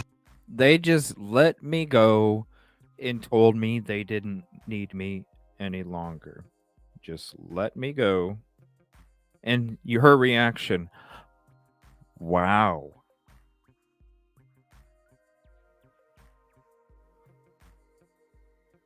And told him they didn't, need him anymore. Yeah, there was a lock on her purse. He could have easily went back home to try and bust the lock open. Maybe the lock looked fucked up. Wouldn't this be messed up? The lock looked fucked up. That's the reason he didn't turn it back into the office when he came back in. Hey, do you know so-and-so? Because I want to see if anybody knows so-and-so. Before I keep the purse, maybe I damaged the lock to a point where I would even look more suspicious when I turned the bag over. That's why I didn't want to turn it over, but I didn't have no choice but to turn it over because the dude ended up being law enforcement. So then because of that, I got to flip the script and make it seem like I was doing my duty, when if I really was, I would have dropped the frickin' purse off, the fanny pack off at the office on my way out to get a lighter, and I wouldn't have even gone through it. Because when you sit there and tell a park ranger, guess what? I heard a faint cry. I was in my fishing boat. I heard a faint cry. I heard a gunshot. The crying stopped. I went to the back to see, to look around. I found this purse, the cell phone, and the glasses. I just wanted to turn it in. That's all I know. That's all I saw. That's all that took place. As you're leaving,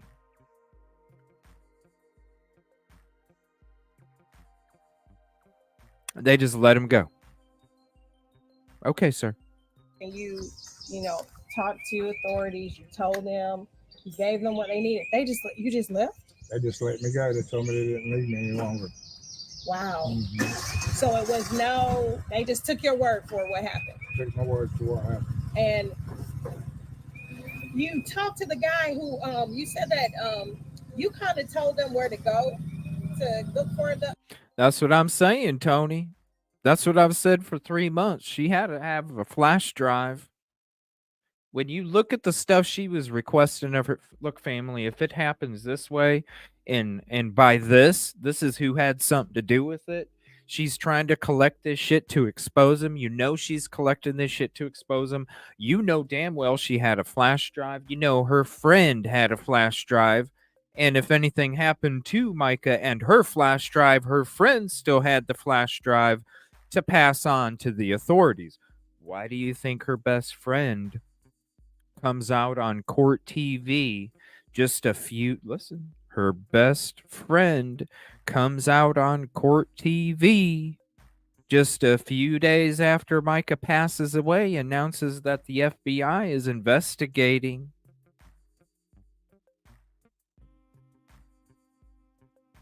It was less than a week after Mica passed away, and her friend comes up on court TV, and they're announcing that the FBI is investigating. It only makes sense. So yes, that's why I felt. I'll drop the video for you guys if you want to see it. Way back then, I feel like she had a flash drive. I feel that little lock on the fanny pack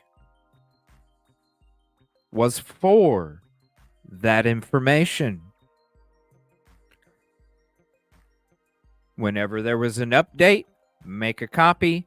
Friend, come on over. Let's meet. Let me update your flash drive copy. If I can't see you, I'll send it to you in the mail. Send me back the other one. I'll update my copy. Her friend definitely had a copy, and when something went down and when JP called her and said, "Hey, what's up? Have you seen her?" and she instantly knew something was wrong, you better guarantee it within a day or two. "Hey, FBI, I have a flash drive to send you. Let me drop it at your local office in Myrtle Beach. Let me just drop it off." And then all of a sudden, because the FBI is not going to announce the first day somebody comes forward. The FBI is not going to announce, "Hey, we're opening up an investigation." No, they've already opened it up already, and then they're going to announce it. So when literally it was like a week after Mica passed away and they come out on court TV and announce it, they already started working on it probably for a week already, and they were finally ready to announce it. I totally 100% feel like there was a flash drive in her fanny pack. That's why it was locked.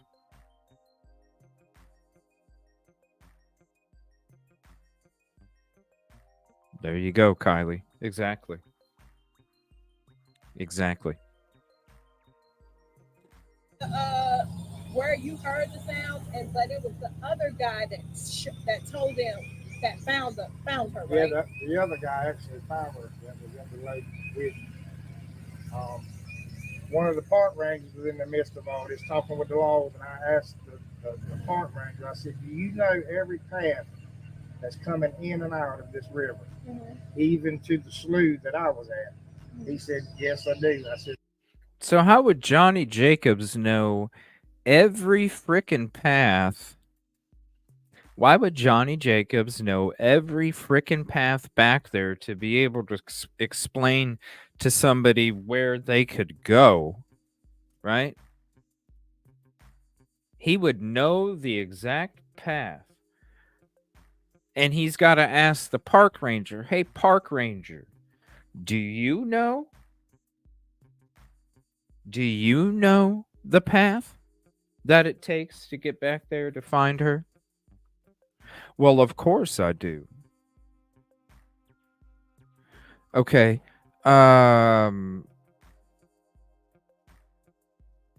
Then why did it take so long for them to find her body?'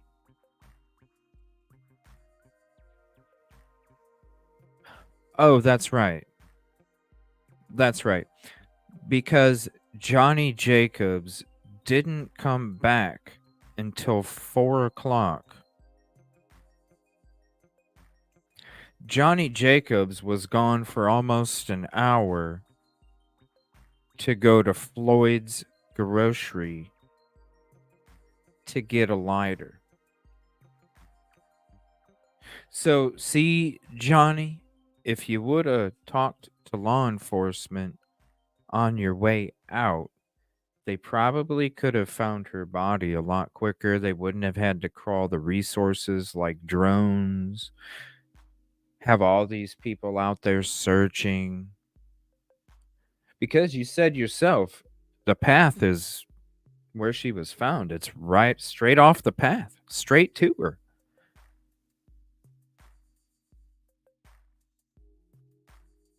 So it took them an hour and some longer to find her because you didn't want to tell somebody. Because see, 2:54 p.m. calls 911. 3:03 p.m. 3:03 p.m. at Robeson County. Here, let me switch this for you. Robeson County Sheriff's Office deputies were dispatched to Lumber River State Park. 3:05, contact made with Lumber River State Park Superintendent. 3:20, deputies request phone ping. Bro, Johnny Jacobs, that's probably around the same time that you were leaving. And look, 3:33 was when the Robeson County Sheriff's Office Aviation Division Air 3S UAV drone dispatched to Lumber River State Park. I guarantee you, Johnny Jacobs left before 3:20 and 3:31. Because if you are there at 2:54, you had to be, because that's when she placed the call. Just a few minutes later, we'll just say 2:58. We'll just say 2:58. 2:58. If you're there, it's going to take you at least 15 to 20 minutes to not only be there, but to bring your boat back, load your boat up, get in your truck, and leave. And if you're gonna come back, and the guy that I think brings the drones, that has an unmarked truck, that doesn't have the clothing like an officer, probably because he was on duty, on call, sitting at home, had to come out there in his unmarked truck, probably a vest of some sort. Didn't look like the law. He didn't even think it was the law. So to me, you didn't see this guy show up at 3:33 p.m. You didn't see him show up. So to me, it tells me you left between 3:20 and 3:31. Now, if they arrive at 3:31, you said the law was there as you were leaving out in this interview. So then that would mean that you left between 3:20 and 3:32. Because if you see that truck as you're leaving, okay, if you're leaving Lumber River State Park to go get your lighter, and you see this truck, the truck that has the drones, because that's the same guy you talk to when you come back. If you see his truck parked next to law enforcement, in your mind, when you're leaving, you're already saying, oh, he's law enforcement. So when you come back from getting your lighter, you see the truck and you go, oh, that's the same truck that was there when I left. That's an officer. So you don't see that truck. You see what I'm saying? So he leaves between 3:20 and 3:32. They could have literally found her body by 3:35. They could have literally found her body at 3:35. Instead, it took them all the way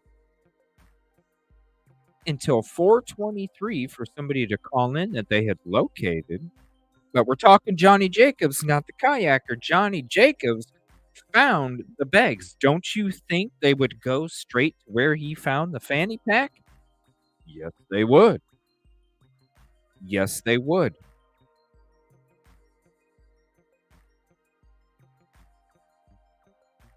"5:30 p.m. Mica laid there in the water for 2 hours because Johnny didn't want to drop the fanny pack off at the office when he left. Mica laid in the water for 2 hours because Johnny didn't want to drop the fanny pack off at the office on the way.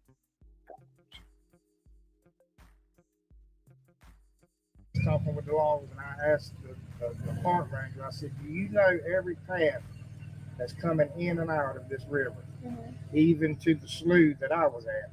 He said, yes, I do. I said, well, you go to that path that's where you might find someone or Michael. And then when they went there, that's when they found it. It wasn't 20 minutes later. And you was here when that happened? I was here when they told me that they had found her. Yeah. Oh, man. Yeah. What kind of emotion came over you then, like in your head? So he says he was there when they told him that they found her. 4:23 p.m. is when they got a call advised that they had located a body in the water from the 911 call, the kayaker. 4:23. So he's placing himself from 4 to at least 4:23, possibly to 5:30, but he also mentions that he was only there for a little over 20 minutes.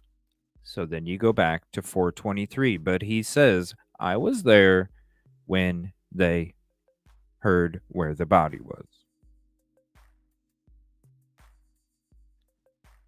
20 minutes later.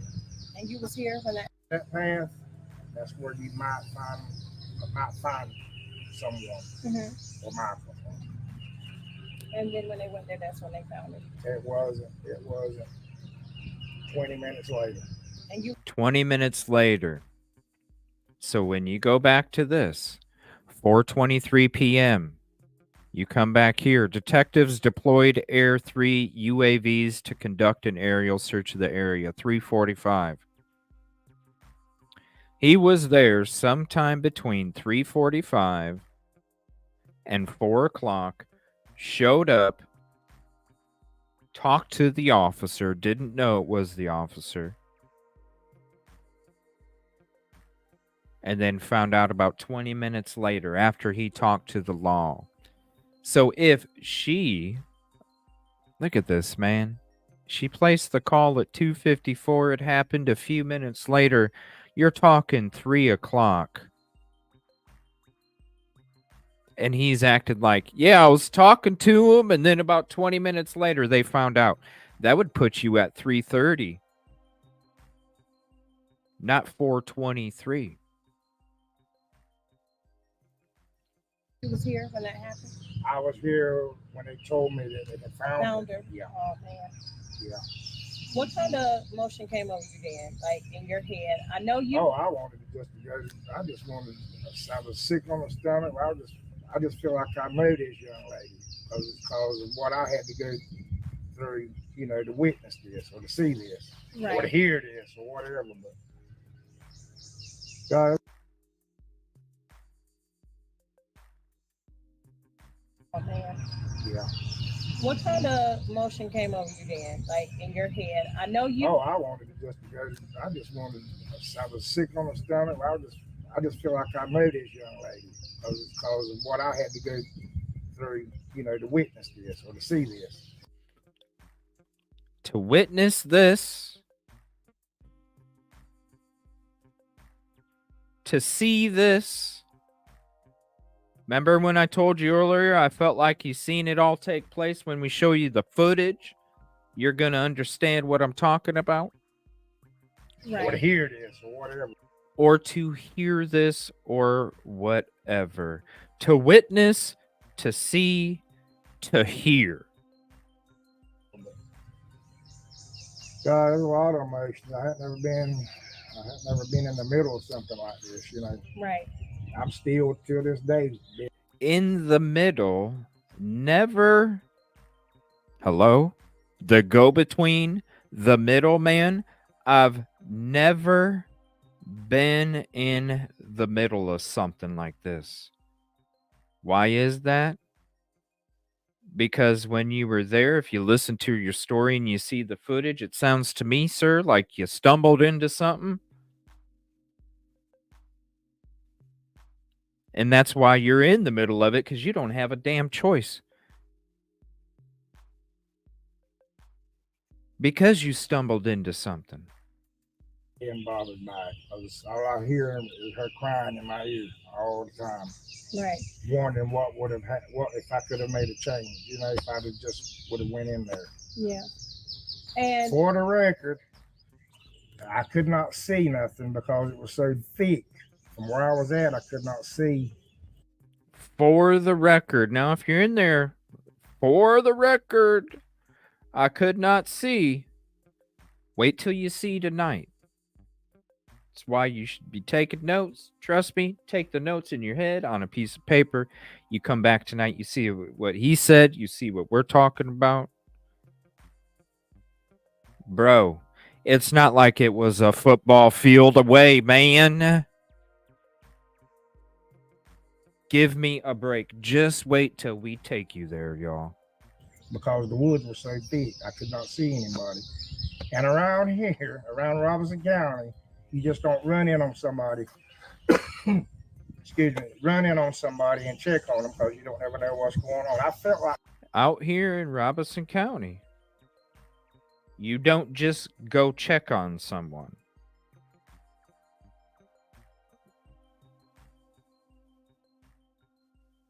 You don't just go check on someone because you never know. All the time. Right. Wondering what would have what if I could have made a change, you know, if I'd have just would have went in there. Yeah. And for the record, I could not see nothing because it was so thick. From where I was at, I could not see because the woods were so thick. I could not see anybody. And around here, around Robinson County, you just don't run in on somebody. Excuse me, run in on somebody and check on them because you don't ever know what's going on. I felt like something was wrong, but I wasn't going in there to check, you know, right. For fear of my life or whatever. Life, right. And for fear of his life.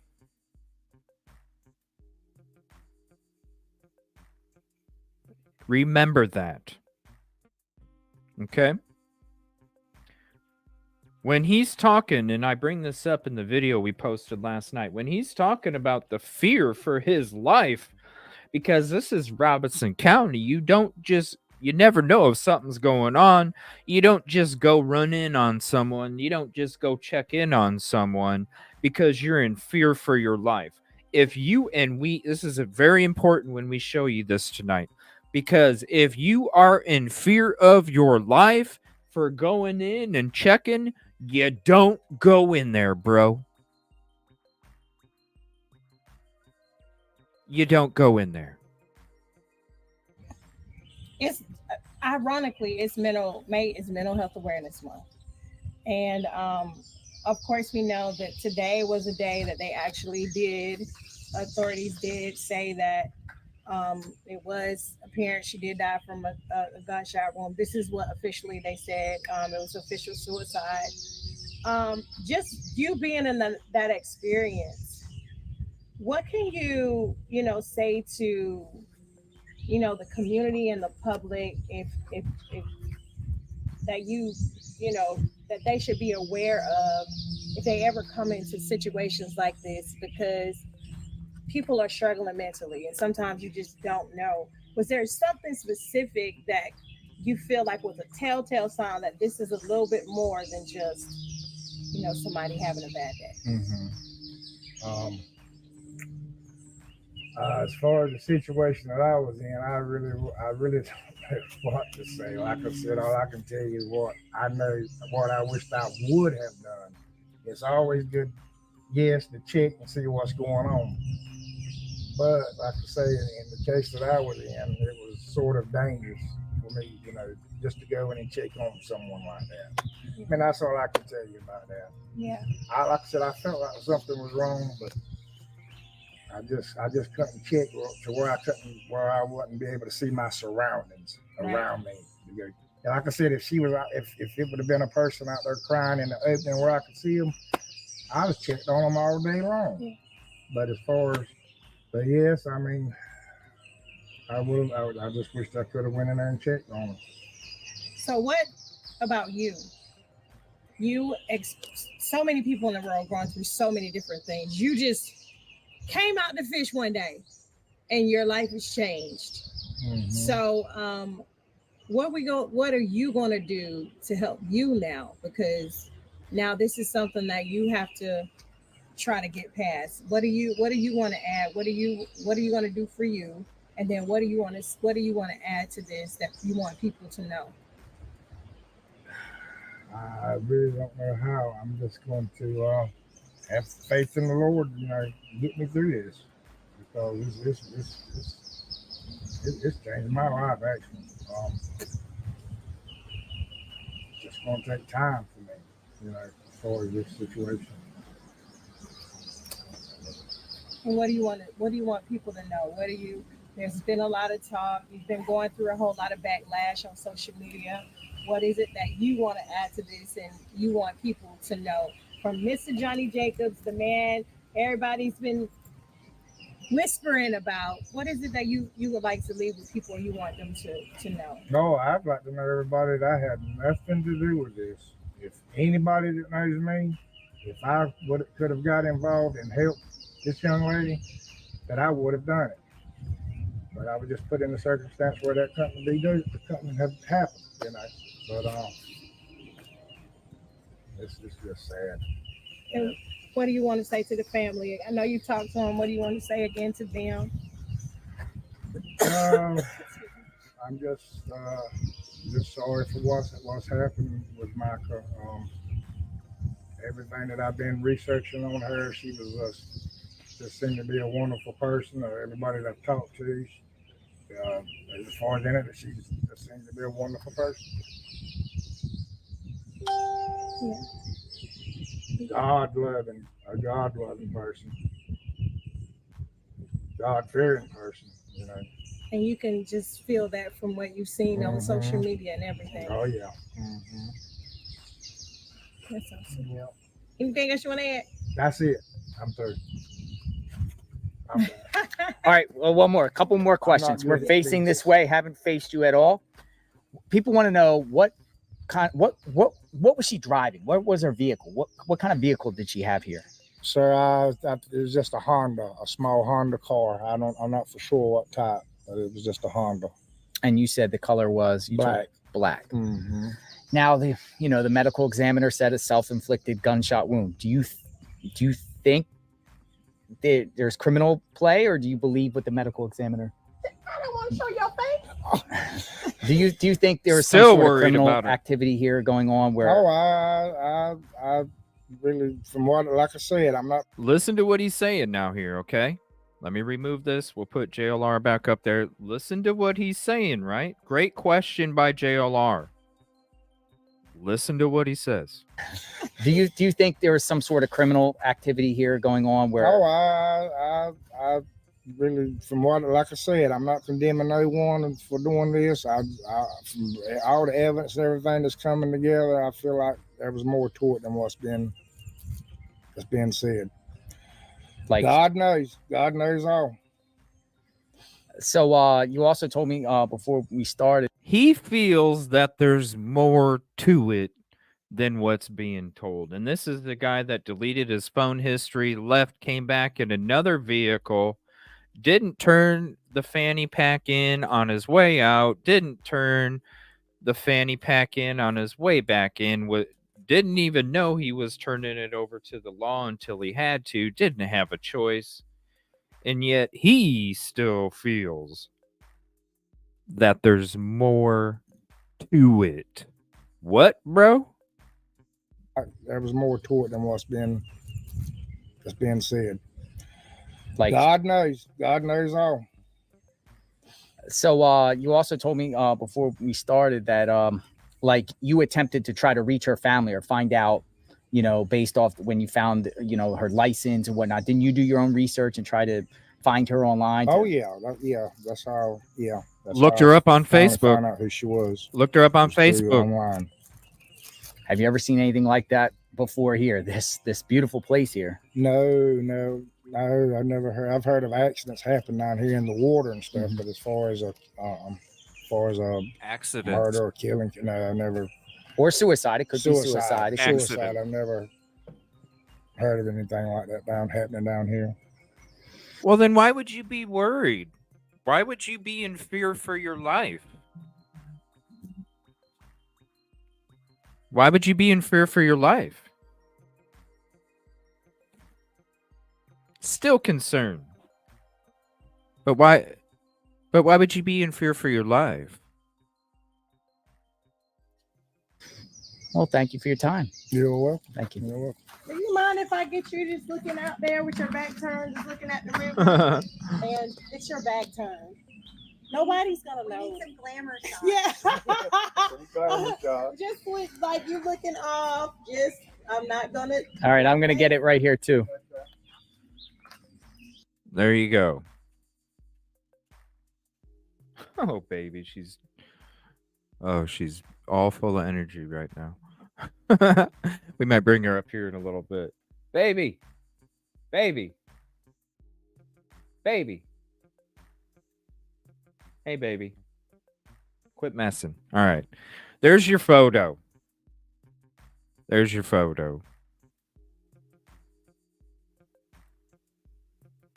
All right, we're going to switch to this next interview. This is the interview that he had with the PI, okay? Now, this one right here is crazy as well. This one is crazy. This is going to say a lot of stuff that hasn't been said already. I want to say shout out to 411. We're going to be hitting up Veronica's videos here next after this one. Shout out, Veronica. Appreciate you. Love to have you on Thursday night with the power panel. We're going to get into this one next. This is the fisherman's interview with the PI. This is the one that me and Trey commented over last night. We dropped it, the video. We commented over this interview after we got done doing our work this weekend. Definitely want to check that out when we're sitting there. Right after we just got done, we're going to be going into this one now. The 411, shout out to her. We're going to be checking this one out real quick. On the day that you were out there fishing, did you have any type of sailor service out there?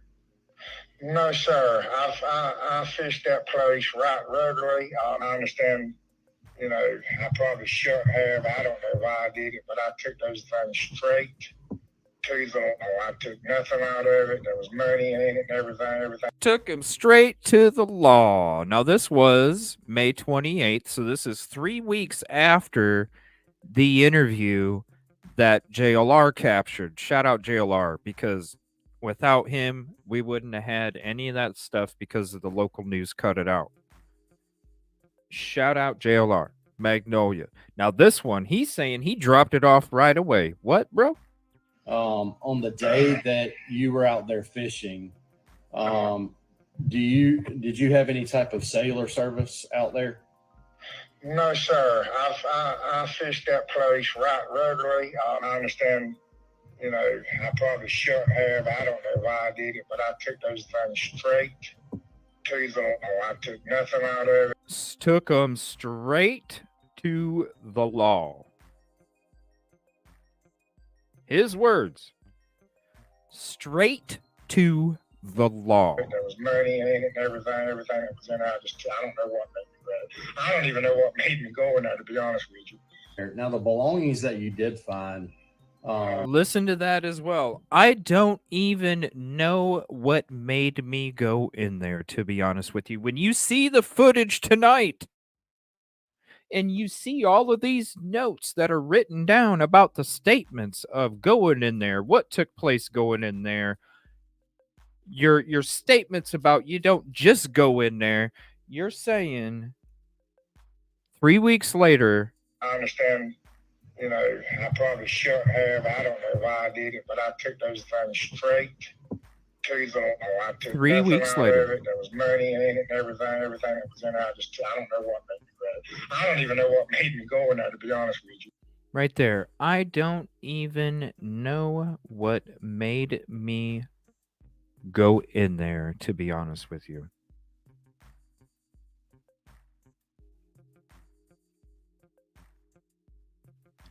What made me go in there? To be honest with you,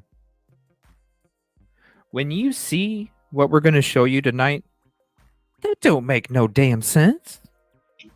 Now, the belongings that you did find, were they like in a baggie or a backpack or a purse or?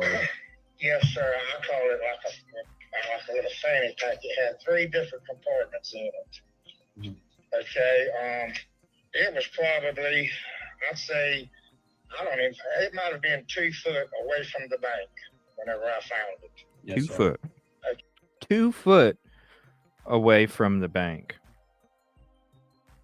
We're going to show you the bank.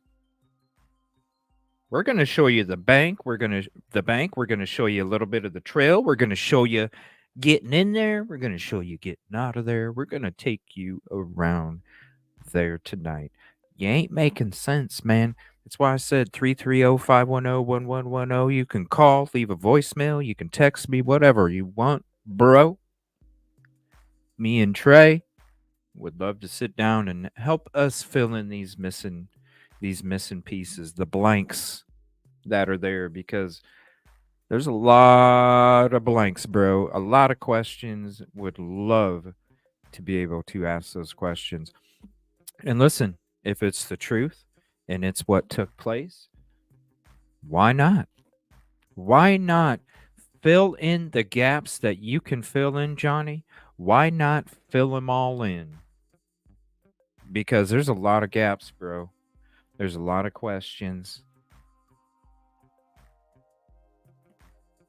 If it's the truth,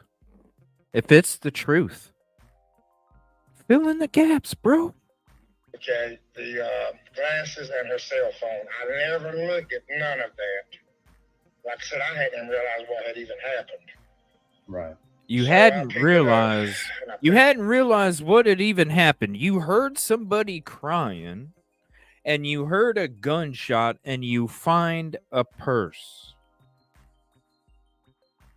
a fanny pack. You found a cell phone. You found a pair of glasses. You hadn't even realized what happened. Hit my boat. Well, I did walk to my left a little bit, because I felt like something like that had happened. Thank you, Lynn J. Appreciate you. I opened to the right, and I looked. I didn't see nothing, so I just picked the stuff up, stuck it in my boat, and got out of there, and went straight to the boat landing. And there was a bunch of people at the boat landing, and well, let me go back. Yeah, we're gonna go back again here real quick too. Felt like something like that had happened. I walked to my left a little bit and looked. There was an opening to the right, and I looked. I didn't see nothing, so I just picked the stuff up, stuck it in my boat, and got out of there, and went straight to the boat landing. And there was a bunch of people at the boat landing, and well, let me go back. When I come out of the little lake, there's an observation deck up there. Have you seen it? I have, yes, sir. Okay, there was probably 10. There was a family of people up there, and I had told them, I said, man, I just found some stuff in there. I don't know who it belongs to. And they had told me that somebody had called 911. Okay.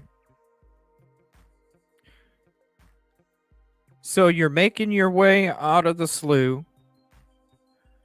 You're coming up over by here, and you say, hey, people, did you all hear all that stuff? Yes, somebody called 911 already. Somebody already called 911? All right, I'm going to go ahead and continue down to the boat ramp. I'm going to continue down to the boat ramp, and I'm going to hurry up and get out of there. Okay, buddy. But anyway, I left from there. I went straight to the boat landing. I loaded my boat up. There's a little wall on each side of the boat landing. I took the stuff out of my boat, laid it up on the wall. I loaded my boat up. That's when I looked into the little bag. So he basically is telling you he loaded his boat, parked, looked in the bag. This was before he left Lumber River State Park. And I noticed there was 500, whatever, 500 some dollars in there. 500 and some. 500 whatever. See, this is the first time you're hearing. When you are here, let me just make the, when you are hearing about money, this is the first time you're hearing 500 something. You hear a little more than 500. It's not exactly 500. Every bit of that, if I am mentioning the money, because he doesn't. If I am mentioning the money, every bit of that 500 was given back. I didn't take none of it. Every bit of that 500. This interview, you say what? A little wall on each side of the boat right, and I took the stuff out of my boat, laid it up on the wall. I loaded my boat up. That's when I looked into the little bag, and I noticed there was 500, whatever, 500 some dollars in there. 500 whatever. 500 whatever. 500 something dollars in there.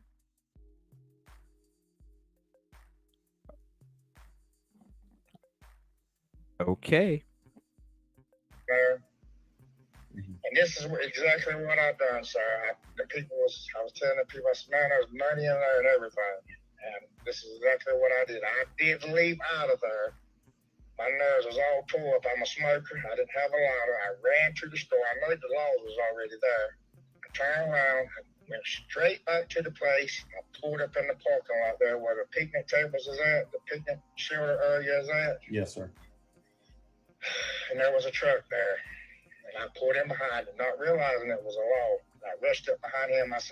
He said, sir, would you mind backing up? I got to run this. Okay, now he's acting like he listened to his story. I went and I checked the items, and then I pulled up behind a truck.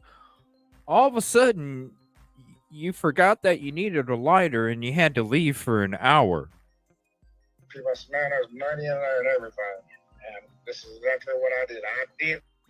That's when I looked into the little bag, and I noticed there was 500, whatever, 500 some dollars in there. And this is exactly what I've done, sir. I was telling the people, I said, man, there's money in there and everything.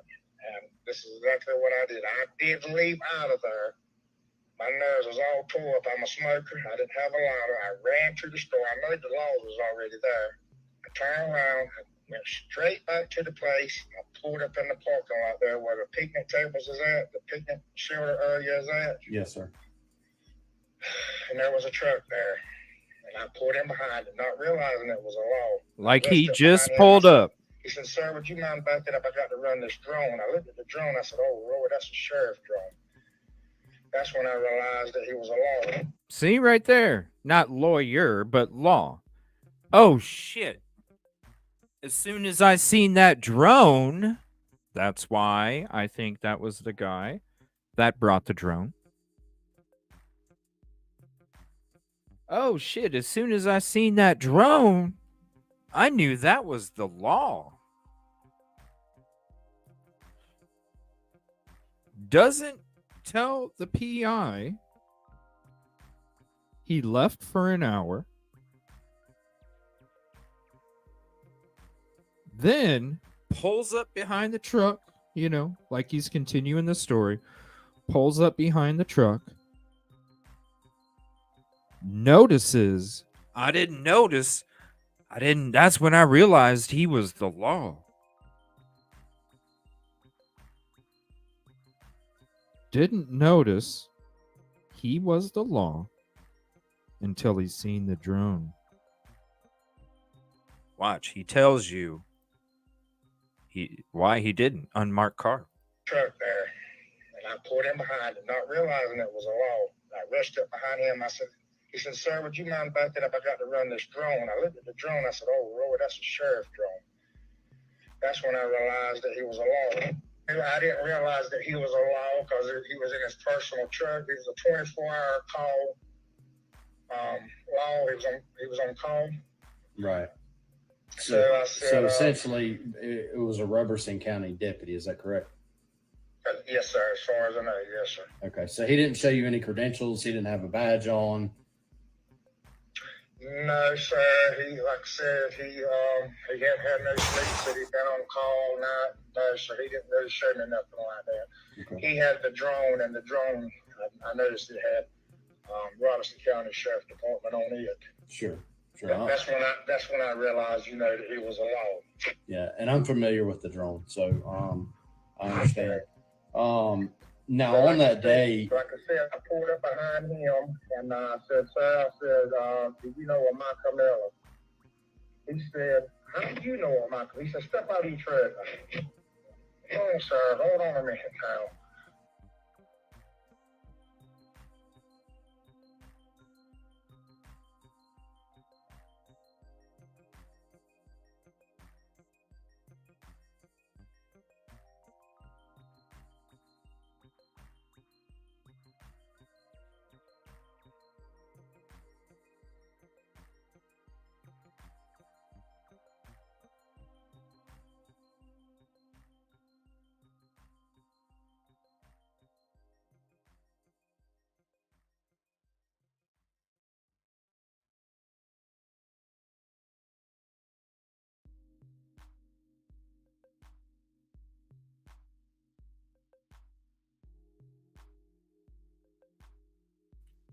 Oh my gosh, I didn't know it was on mute. My bad. He says, hold on a minute now. Guy is coming out to him. Sorry, I was adding this other camera and for some reason it muted my shit on my normal one. I'm just trying something different out here. But when he says he's going up to the guy, didn't realize he was the law until he's seen the drone. So then when he asks, "Hey, do you know a Mica Miller? Do you know a Mica Miller?" "Hey, how do you know him?" I go, hey, sir, hold on a minute now. They were suspicious right there. But all of a sudden, they listened to a story. "Oh, yeah, bro. You definitely told us the truth. Thank you. And we're going to go ahead and let you go." This is the only time that they were suspicious of this fisherman. Was when he asked, when he didn't know, "Hey, do you know Mica Miller? How do you know Mica Miller?" Then you see the drone. You didn't know when you told him that it was the law until you told him, and then you seen the drone. So he didn't really show me nothing like that. Okay. He had the drone, and the drone, I noticed it had Robertson County Sheriff Department on it. Sure. That's when I realized, that he was a law. Yeah, and I'm familiar with the drone, so I understand. Now on that day, like I said, I pulled up behind him and I said, "Sir, do you know a Mica Miller?" He said, "How do you know a Mica?" He said, "Step out of your truck." "How do you know?" "Oh, sir, hold on a minute." "Hold on a minute." So I don't know what's going on. But anyway, I told him what I just told you, my story. Well, I told my story about what had happened. And then right, Busby? My mind's so blowed up on this thing. I told him the story and everything, told him what had happened, and he sort of came around and told me what was going on. And I said, "Man, don't tell me that. Don't tell me that." He said, "Well, yeah," he said, "that's what happened." I said, "Well, how do y'all know? How did y'all find out?" He told me that she had called 911, that she was getting ready to commit suicide. And she wanted to call them and let them know so her parents won't be worried about, go ahead so they can find her quick. So my question is, so Robertson County notified you pretty much, instantly that this was a suicide case. After I told him my story, yeah. Okay. After he told him his story.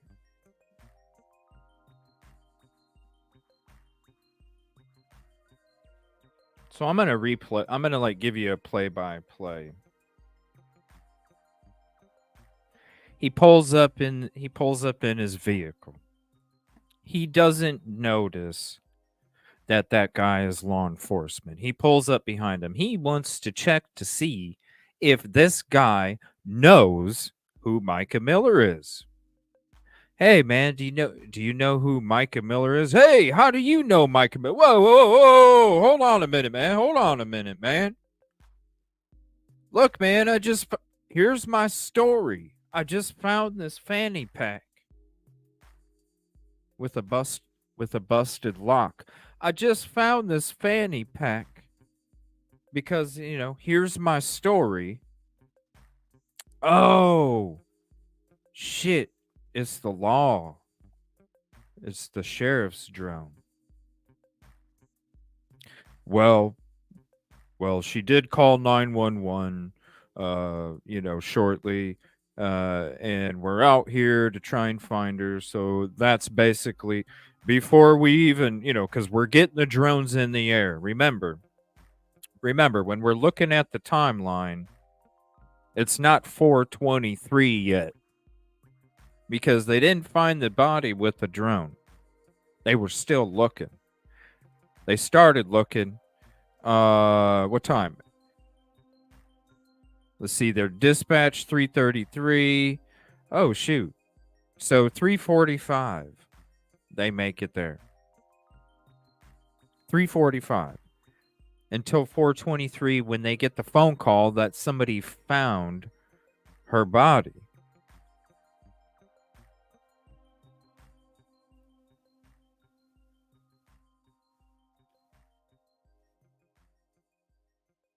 So before they even found her body, Johnnie Jacobs is telling you that it was already predetermined that Mica self-unalived. What kind of investigation tells a witness that has a really weird, odd story, odd things that took place, odd decisions? Delete call history, show up in a different vehicle, never turn in the purse to the office on the way in, the way out, or law enforcement on the way out, the way back in, until you're forced to turn it in because you had to turn it in to somebody that you didn't know was the law, but you had asked if they knew Mica and they happened to be the law, so they wanted to take the items right away when you were probably just trying to see if you could keep the shit and you wanted to know who she was after you went and stalked her on Facebook after you found the fanny pack.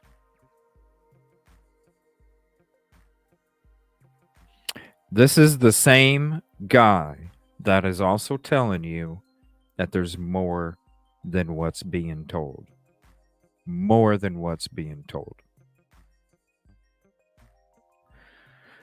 Johnnie Jacobs, 330-510-1110. You can call, leave a voicemail, send a text message, whichever. We could even have a talk outside of a live. We could do it. But trust me, I will air it. I'm just going to let you know ahead of time. Not all phone calls are like that. Your phone call, bro, I am going to air it. And if you want to just have a conversation outside the show, let me know. Because I will record it. I'm giving you a heads up. I will record it. And I will be playing it. Just as a heads up. Because, let's be honest. If you're calling in or we're talking on a whatever, you come up on panel, whatever, it doesn't matter. The question, it's about filling in the gaps, Johnny. It's about filling in the gaps. Just fill in the gaps. So it shouldn't matter if it's recorded. It shouldn't matter if you would want it to get played. Johnny, if you don't want to call me, make a fucking video yourself on Facebook, but you're not going to have any questions. I just want to ask some questions. I know he's not the witness protection program because he's selling a boat on Facebook Marketplace. He's selling a boat on Facebook Marketplace. He's not in witness protection. Do I think he's selling his boat because he needs a fucking lawyer? Yes. I really do feel like Johnnie Jacobs is trying to sell his boat because he needs some legal representation because I feel like he's already been.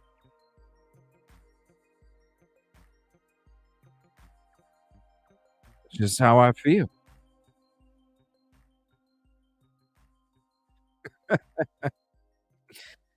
Johnny, we just need to fill in these gaps, bro. Do y'all like the different camera? I'm just trying something different for you guys. We got Angel Baby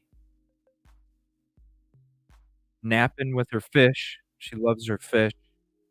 Napping with her fish. You can see her in the bottom right corner there. I don't want to wake her up now. She just played a whole bunch. And she's napping again. Such a beautiful kitty. She's amazing. Changed my life. Changed my life. She did. Beautiful thing. But I figured I'd try something different here with this.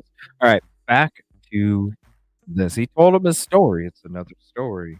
And that's when they told him, yes, it's a cell phone alive before we found the body. It's a cell phone alive. Not saying the story from before, but after I told him my story and his story. Go. Let him know. Let him know, Veronica. I made a video. Not many people have seen it. I made a video yesterday. Here, I'll drop it. I mean, I'm just being honest, you know. But it's Johnny Jacobs. We would like to talk to you. This is me and Trey from yesterday when we did our on the road show. We talked a little Mica Miller. We talked a little Sebastian Rogers because we're going to be resuming our searches again for Sebastian Rogers. But this was a certain part of that, and I wanted to make this video because I really am trying to reach out. And that's why I made this video. So if you haven't seen it yet, here's the link to this. Johnny Jacobs, we would like to talk about your story and events you described that day. Now, you know, I just kind of, it's like, hey, this is how I am. You know, I'm respectful. It's all about peace, positivity, and progress, but it's also about no bullshit. It's also about asking questions and filling in the blanks. That's it. Filling the gaps in. That's it. That's all we want to do here. You know, that's why we're here.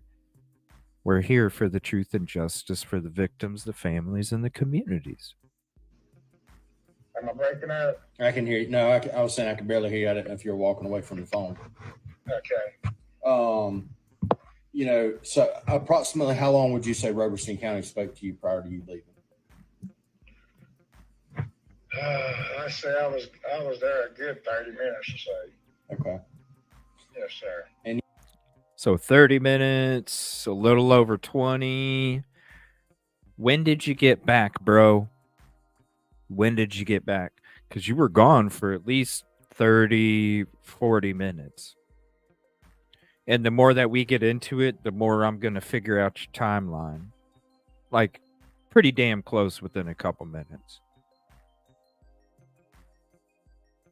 We need these gaps filled up, man.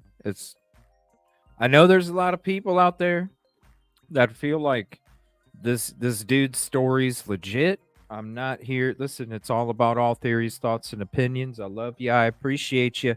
I just feel like something different. I love you and I appreciate you. I just feel like something different. There's a lot of holes to me. A lot of holes. You said when you loaded up your boat, what type of boat was that you loaded up? It's a little one-man boat. Okay, is it like a kayak or? It's something. It's like a little small canoe. Okay. It's something similar to that. And do you have like a trolling motor or anything on there? Yes, sir. I had a trolling motor on it. Okay.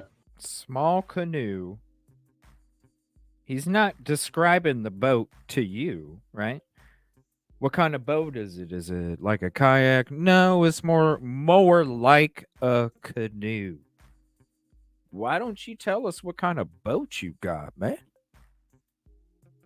You tell everybody else about you tell about everybody else's boat. Yeah, it's a 14-foot. What about your boat? Okay. you know, so approximately how long would you say Robertson County spoke to you prior to you leaving? I say I was there a good 30 minutes or so. Okay. Yes, sir. And you said when you loaded up your boat, what type of boat was that you loaded up? It's a little one-man boat. Okay, is it like a kayak or? It's something. It's like a little small canoe. Okay. It's something similar to that. And do you have like a trolling motor or anything on there? Yes, sir. I had a Like a small canoe, something similar. Something similar. One-man boat. Something similar. trolling motor on it. Okay. That's the only reason. That's the only reason I was able to get up into that hole, because, as a matter of fact, that's what I've done. I was getting ready to leave out, then I turned around and looked. I said, "There's an opening." I don't know what made me go in there neither after a gunshot. I reckon I was on adrenaline. I said, "Well, there's." I don't know. Did he say I was on adrenaline? He doesn't know why he went in there. Trust me, when you come back tonight, and if you're not able to come back tonight, watch the replay and see the footage. I'll be dropping like the 4K, 5.3K quality videos after tonight's show. I'll be putting those out throughout the day. But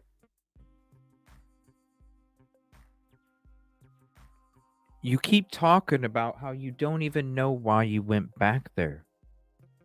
When we show you tonight going through there from the lake into the slough to where the memorial was at, where her body was at, where the bag was at, the trail he's talking about, and you're going to sit there and go, bro, you're scared. You don't just go run in on. You don't want to be noticed. And you don't even know what you're not. This is why I said in the video I posted last night that we gave you a sneak peek to, me and Trey. This is why I said so many times, he had to be determined. He had to be determined to go inside where she was at and where the items were. You had to be determined, bro. You didn't just stumble in on it. You didn't just happen to come across it. You had to be determined to go there. And I can't wait till you guys, when you see it on the show tonight, it's going to be one clarity, but when I upload it after the show, oh man, just wait. Into that hole, because, as a matter of fact, that's what I've done. I was getting ready to leave out, then I turned around and looked. I said, "There's an opening." I don't know what made me go in there neither after a gunshot. I don't know what made me go in I there. was on adrenaline. I said, "Well, there's an opening there big enough I can go in there." And I turned around and I went in there. And what that was, where she was at, or whatever happened or whatever, that water that was in there is just high water, because the water was high that day. See, he always keeps talking about the water being a little higher than normal. Guess what we did, everybody? We went to Lumber River State Park after all that water came in from Hurricane Betty. We gave it a couple weeks to settle down a little bit. It's still high. I still had people reaching out to me before we went out there, and they were even saying, CJ, you might want to wait a little bit because the water level is a little higher right now. And I said, that's what we want, because we want the water level to be where the fisherman claims to state the water level is anytime that you hear what he's talking about. So it was amazing when we got the chance to have the water go to where around the level of when the place recreates, basically, because that foot or two difference in the water makes a big difference when you're navigating the slough. And so if we have around the same level of when Mica's last day took place, you can't get no better than that. It makes a huge difference, and you're going to see. That slough right there, no. You didn't just stumble in it. You were determined, and you'll see what I mean. Determined. Right. That water into them woods, that's just high water that was in there. When the water real down real low, there wouldn't be no water in there. Now, is there a path that leads to the water that you're describing? Yes, sir. I told the park ranger. That's how I got the park rangers there. Okay. Where I found her belongings at, I looked straight up ahead, and there was a path just as clear as day coming in there. Okay. All right. That is true. When you go to the spot where he parked his boat, that's the picture that is on the thumbnail. When you go to the spot where he parked his boat, you do walk up, and there is a trail right there. There's a trail that goes around. It's not straight. It's not straight from the path that you can take from the park. It's not straight there. You got to turn into authorized only. Then you got to turn. Then you got to go this way. Then you got to go through water. Then you got to turn this way. Then you got to walk down a little bit more to the left. Like, it's not straight there. Just like the path to Lumber River from Fair Bluff isn't straight there. There's a lot of turns here and there and there and there and there and there. You don't just stumble upon Lumber River State Park for you to not even know where you're at. You don't just stumble upon it. If you do, which I don't know what kind of driving that, because you would definitely have to, I don't know. There's plenty of roads, and Trey can attest to this tonight because he took the path himself now when we went out there. I was trying to, you don't just stumble across it. Yes, he did, Jeanette. On the one he said it was lower. That's why I was letting you guys know when we watch that. Pay attention to the tree and the stains on the trees, because I'm going to show you guys with the footage. Okay, guys, this was about where the water was when Mica passed.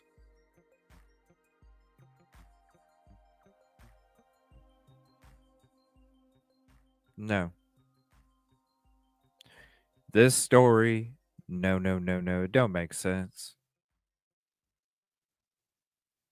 With his timeline and events, it don't make sense. None of it makes sense.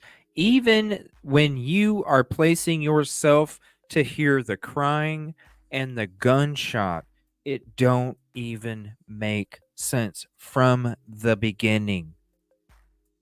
Because if you're telling everybody out of all the interviews except one, you're telling everybody that you were in there for 5 minutes. I was in the slough for about 5 minutes. I was in the slough.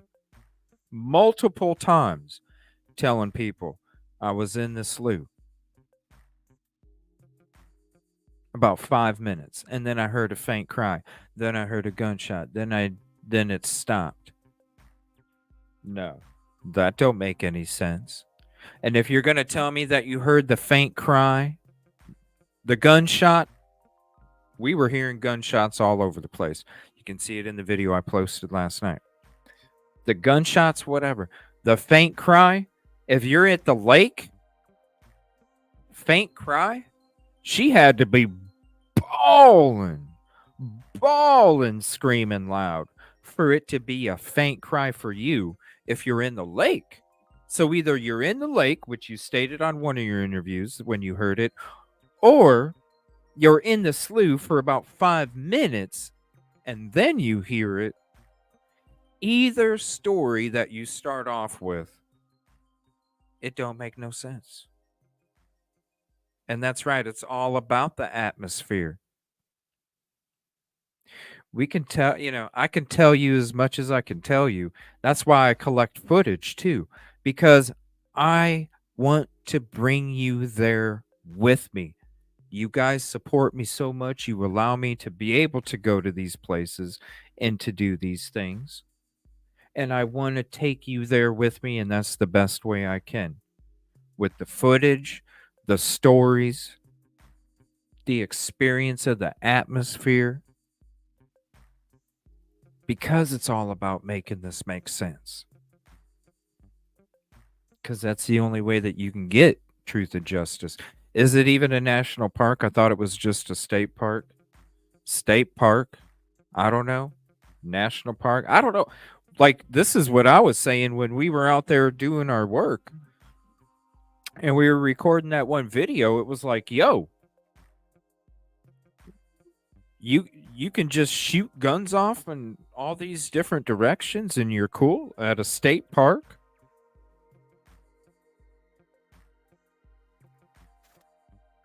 Lumber River State Park. But I didn't know you could even, you know what I'm saying? I didn't even know you could. I didn't know you could do that at a park. I didn't know. But you can. I looked straight up ahead, and there was a path just as clear as day coming in there. Okay. All right. Sir, let me tell you something. Go ahead. The only, which I'm going to be sounding like an investigator, but I don't want to be like that. But the only thing that I've got in question about this whole thing is now I just found out last week that JP had a lawyer or something that's got land down there. My only thing is, I know, when I travel up and down the river, I look on the side and I see some posted signs. Right. People's got land on the river. Right. Okay? I'm aware of that. Yes, sir. It tells you not to trespass. Correct. So I'm not going to do that no way. But if I'm not mistaken, I think they said that there was places around in that area that was prohibited to go into the river that way. Right. Speaking of somebody's got land on there, don't get on the land to go to it. My theory is, if that man's land is somewhere near right there, I feel like somebody might have come in off of that land. Right. As far as me hearing her arguing with somebody. See, he knows the area. He knows the area.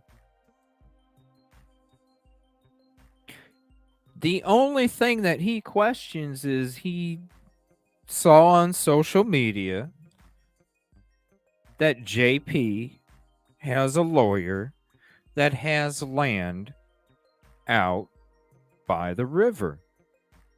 That's his only question. His only question.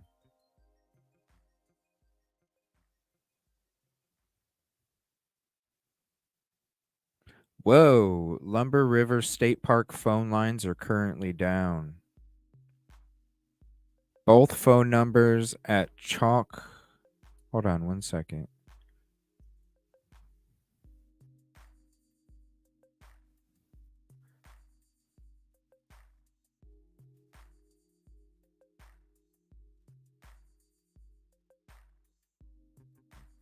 It says Lumber River State Park phone lines are currently down. Thank you, Angels. Both phone numbers at Chalk Banks and Princess Anne Access are currently unavailable. For any questions, please email the park at lumber.river@ncparks.gov.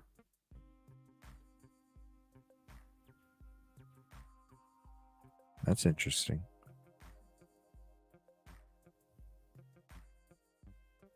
And then here's the link. Oh, wow. It does say it at the top of the website. Here's the link to it.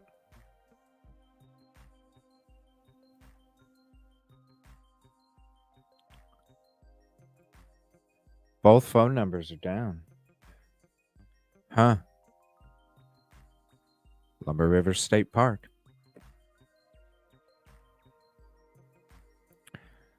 As far as even knowing somebody was even there, I couldn't see nothing because the woods was so thick.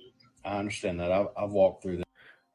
You couldn't see nothing, but you could see the black fanny pack sitting on the side of a bank through some dark ass mucky woods. Okay, bro. There, so I understand. You must have saw the buckle on the lock, huh? It twinkled your eye, didn't it? It was like, oh, wait, hold on a second. I saw something twinkle. What is that? Is that a treasure? Let me put this in there, sir. I feel like, because when I got out there on the bank, and I'm sure. Okay, if you're in a boat,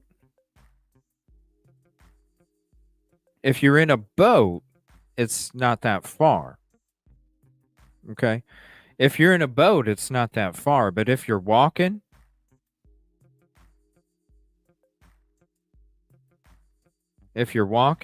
you're going, because you're going from, here, let me start it over. You're going from here, and then you're going to this trail. Then you're going to here and to here and to here and to here and to here. Now, there's other trails that go. Okay? You're going here and you're going to here. There's other trails that go, but this is not some easy walk back there. You literally have to know where you're going. I mean, there's a lot of turns. You're walking, like the family said, you're walking through waist deep water to get back there. The elements. And listen, when I drop the video, I don't know, you might be able to hear it tonight, but it's always crystal clear when I upload the 4K and the 5.3K videos for you. You can hear the freaking bugs and how nasty it is. Like, you can literally hear the bugs on the footage. Okay, so you're talking walking through water that alligators can be in. You're talking about the bugs that have been there since that took place. You're talking about all of the atmosphere that you need to go through, not to mention going down the right path just to even make it to there.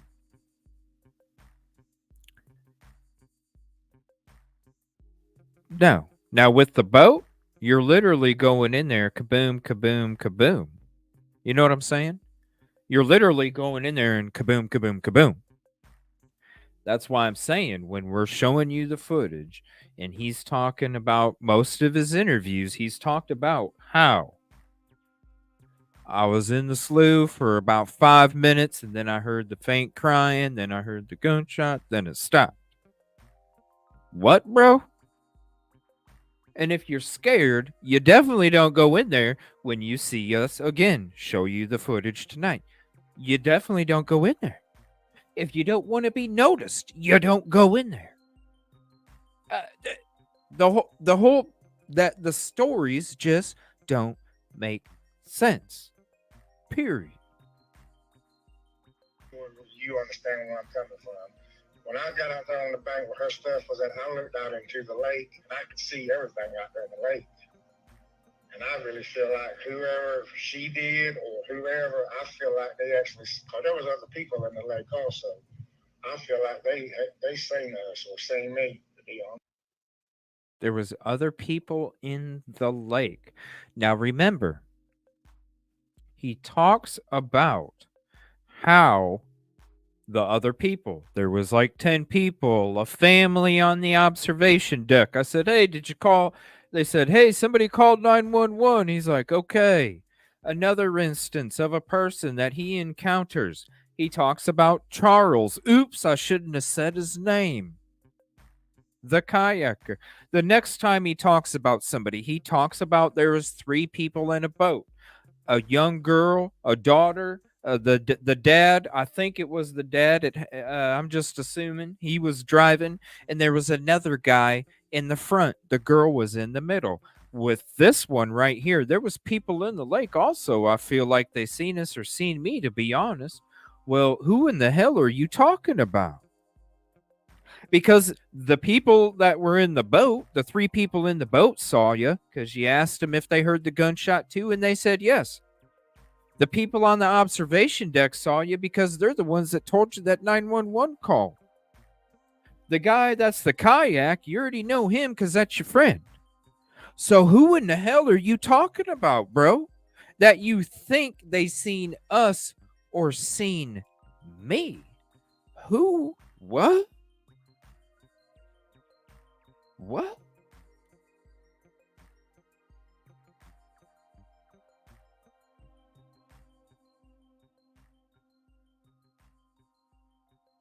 I feel I gotta listen. I got 4 pages of notes already. This is the first interview that I have 2 pages.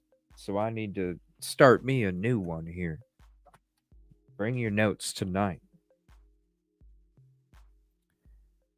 People, write this down. People in the lake. Also, I feel like they seen us or whoops, sorry Charles, the kayaker.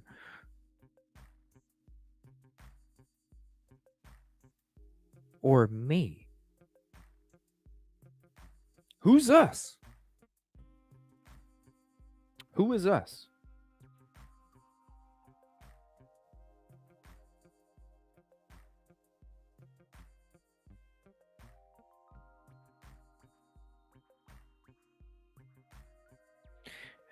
I don't understand how people can think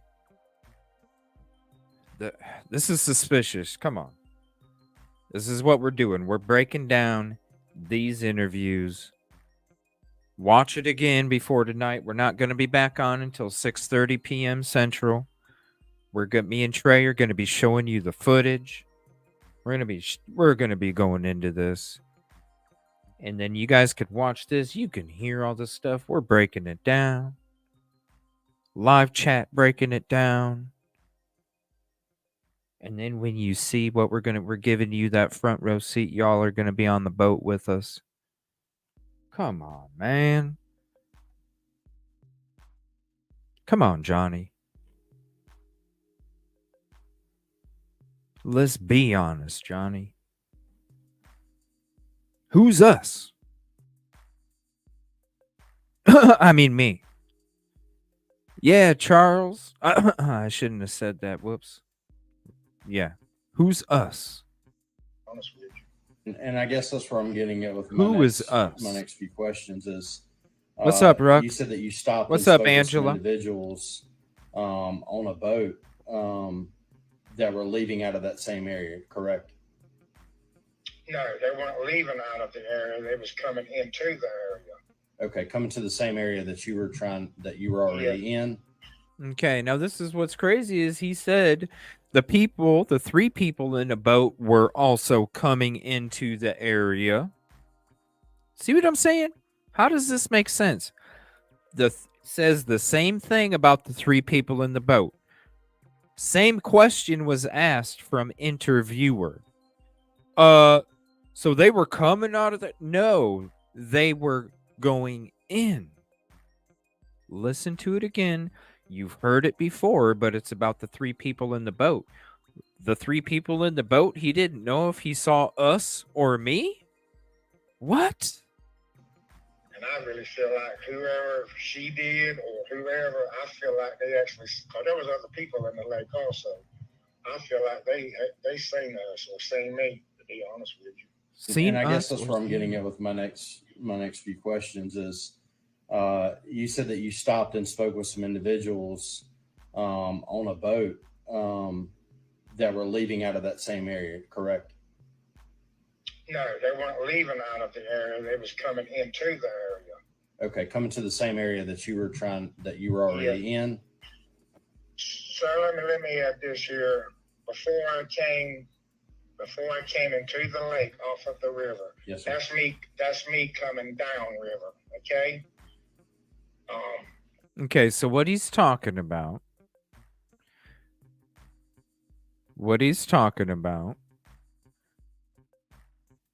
So he was over here.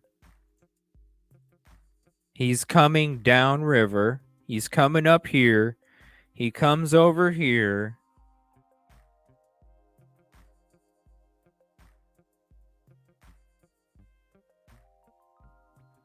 He's going this way.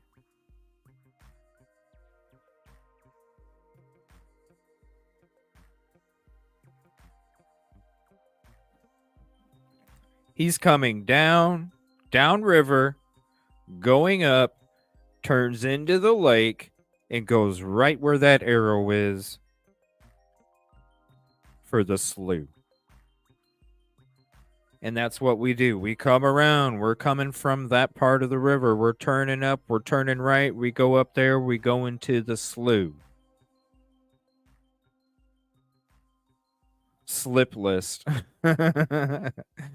I'm always in need of notebooks, Veronica. Seriously. I take so many frickin' notes and I'm working on so many different things at the same time, even though we don't have all the shows. But I'm going to tell you right now, we're going to be doing more 2 shows a day coming up here. Just like today, we're going to be doing a show this morning. Tonight, I'm going to be doing a show tomorrow morning. We're going to be having a show tomorrow night. We're going to be talking Sebastian tomorrow. Tomorrow morning, we'll be talking Sebastian. We'll be talking Mica again tomorrow night.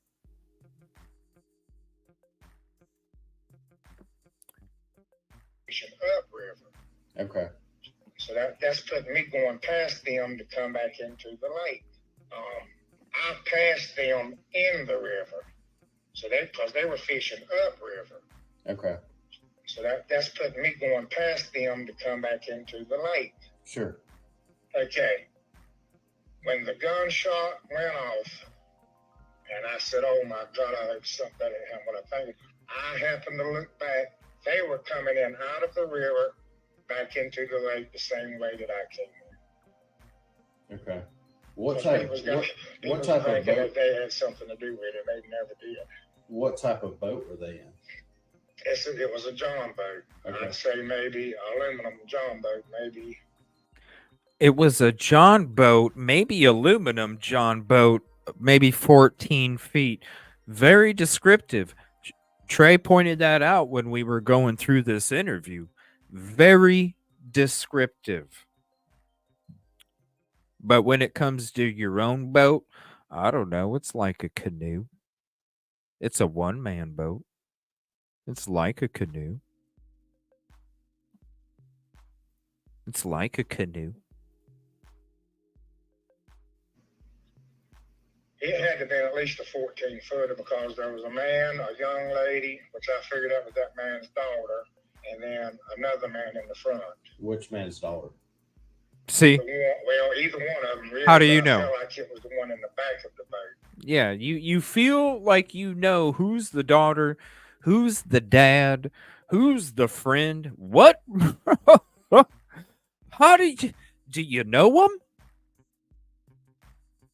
Because you asked them, "Hey, did you hear the gunshot?" "Yeah, we heard it." And they're going to the slough. And then after they go to the slough, you say that these people then go back to the boat dock, load their boat up, and they continue to fish by the boat dock? If you're in fear for your life, Johnny,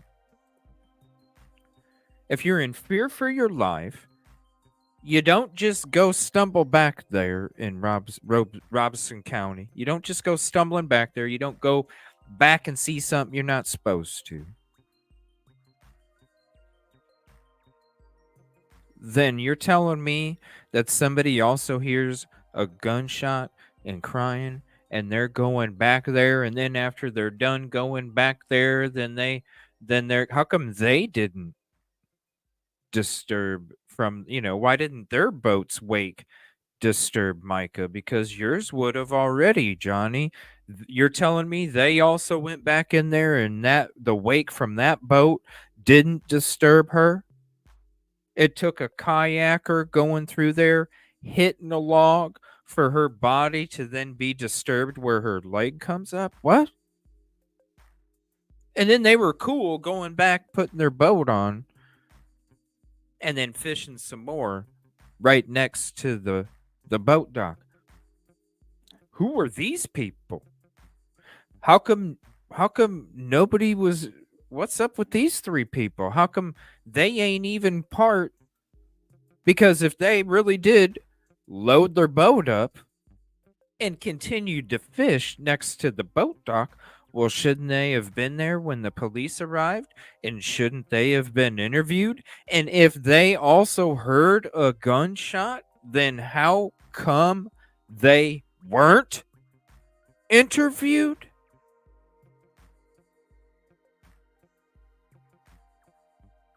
Johnny, there's so many. We need the gaps filled up, Johnny. We need the gaps filled. And I said, oh my God, I heard something that happened. I think we need the gaps filled, Johnny. They were coming in out of the river back into the lake the same way that I came in. Okay. What type of boat? That they had something to do with it. They never did. What type of boat were they in? It was a John boat. Okay. I'd say maybe aluminum John boat, maybe. It had to be at least a 14-footer because there was a man, a young lady, which I figured out was that man's daughter, and then another man in the front. How do you know? How do you know? Well, either one of them really, but I felt like it was the one in the back of the boat. Right, but I'm saying he might have been the father. I don't know. But I'm saying, who are you referring to? He might have been the father. I don't know. The people that were on the boat, you knew that it was. Oh yeah. There were three people on the boat. Yeah. Let's just say he was the father, the daughter, and then maybe a friend or something. She was in the middle of the boat. Okay. No. They came into the lake and I asked them. I said, "Did y'all hear that gunshot?" And they told me, "Yeah." I said, well, somebody was in there crying. I said, I couldn't tell if it was a young, a male, or female. I said, somebody was in there crying. I said, the gunshot went off, the crying stopped. Okay. So they turned around, and I didn't pay them no more attention, to be honest with you. They turned around, and I guess they went ahead and left out. Because by the time I got back with her belongings, they were getting ready to load their stuff up, but they still stood around and just fished off the bank for a little while. See? When I left out, I noticed they were just. They docked their boat, loaded it up, and they just stayed there and fished off the dock. What? They're that comfy? If you're in Robeson County and you hear all the stories that he's telling you,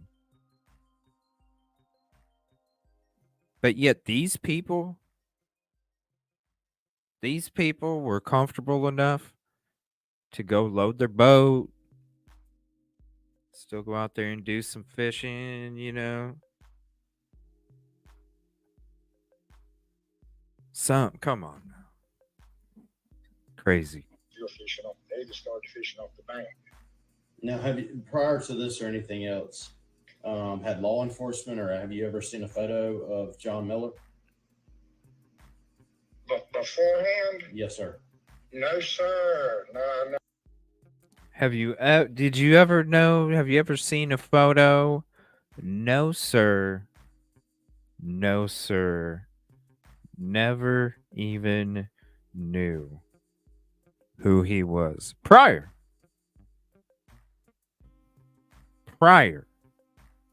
Did he look him up? Probably. I don't know if Mica had him on her Facebook. Probably not. I'm just assuming, but maybe he found, looking through, trying to search her up, found some posts with them together. Never even heard of a John. Never even heard of him. Okay. Now, going to JP, did any of those individuals that you saw on the boat, did they resemble or appear to be someone that would look like JP? Oh, no. God, no. Was there someone that looked like JP? Oh, no. God, no.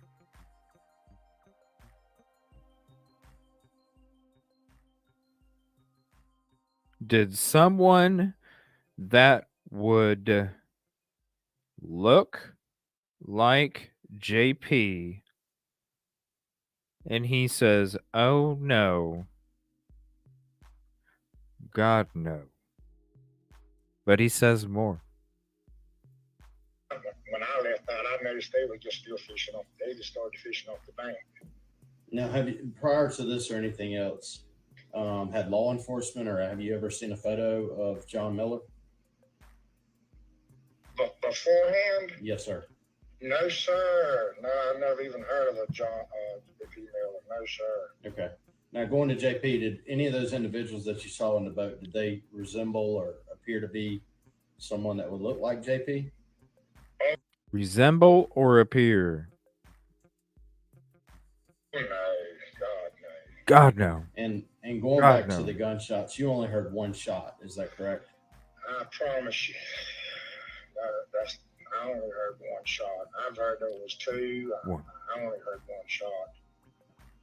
Now, I noticed at the observation point, it's a lot of rushing water there. So you don't ever have any issues or anything with your trolling motor getting through that area?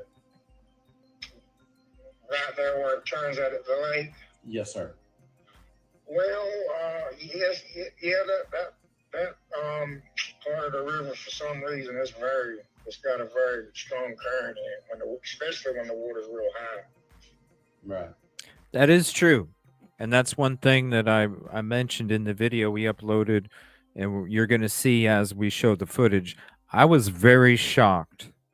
I was very shocked at the current, because when your boots on the ground, you're not boats in the water. When your boots on the ground and you're looking at it, you're like, man, there's a lot of stagnant water. This water looks pretty calm. But I'm telling you, when you're a boat in the water and you ain't even using that motor and you're going, you're like, whoa, what the heck? It's crazy. So it's true. That's the reason why I go up, just in case something happens with my motor, I can just paddle back down or whatever. I understand.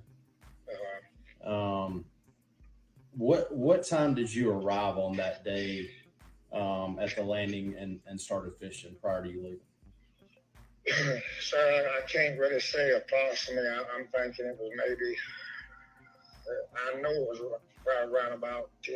It was between 10:30 and 11. So 10, let me write. So 10, 10:30, 11:30, 10, 10:30, 11:30. Were you already lit? Or what? 10, 10:30, 11:30. Okay. All right. Actually, I was thinking, man, I mean, it's just unreal. I was actually thinking, because I went way up the river fishing. I don't know how I was thinking that happened around 4 o'clock. I really don't know why. I never had made. You were thinking it happened at 4 o'clock because that's what time you got back from getting your lighter at Floyd's Grocery. That's why you were saying 4. It's not like, I don't know why I was thinking 4 o'clock, because shit, I just told you something, and now you could sit here and bust up my time limit, my timeline with my time limit. Oh, shit. I don't know why I thought of 4 o'clock. I don't know why. Thinking, because I went way up the river fishing. I don't know how I was thinking that happened around 4 o'clock. I really don't know why. I never had made a phone call to a friend of mine. I was letting him know everything that I thought was happening down there. And I told him, I said, Charles, can you look back on your... What? He just told you how the kayaker got out there.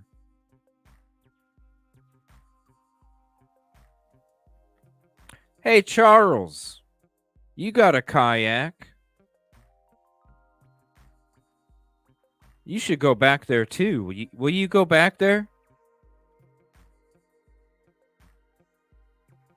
Charles is the one that says, oh yeah, I could see how you, as I was Johnny says, as I was walking down the path, that's when I saw the kayaker, and he said, yeah, I can see how you missed your body.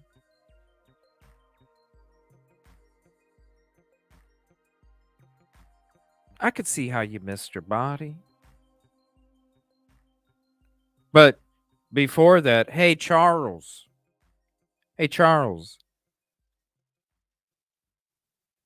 I need you to do something for me. I need you to do something for me. Will you come down here? Go in the slough. Take a look around. Yeah, I could see how you couldn't see her body. Do I have the gas station footage? I have it saved somewhere, but if there's a link, y'all can just drop it.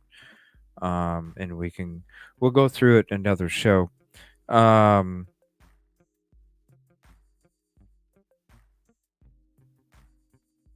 Charles, I deleted my phone calls.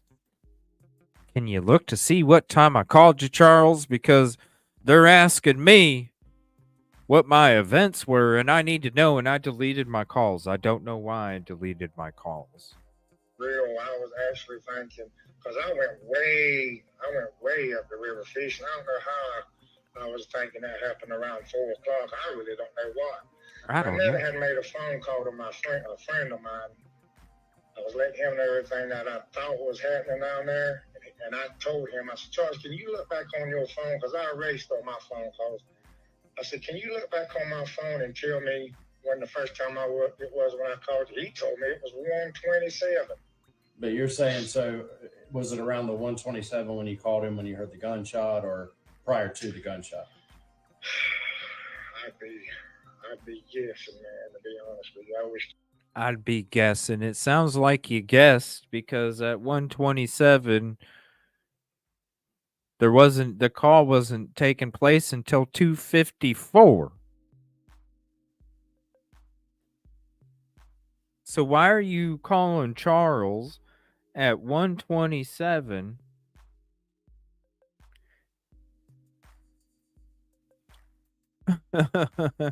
Why are you calling Charles? Right? Like it just popped up. Why you calling Charles at 1:27 when at 2:54 is when the 911 call takes place?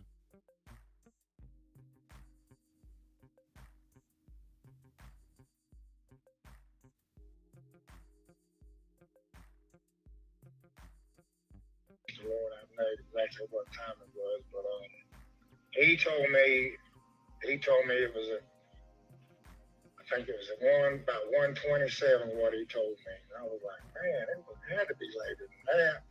Because it took me, I don't know how long to get where I was going upriver. So I'll be honest with you, that's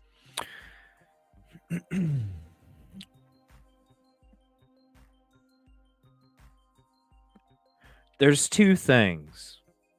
There's two things.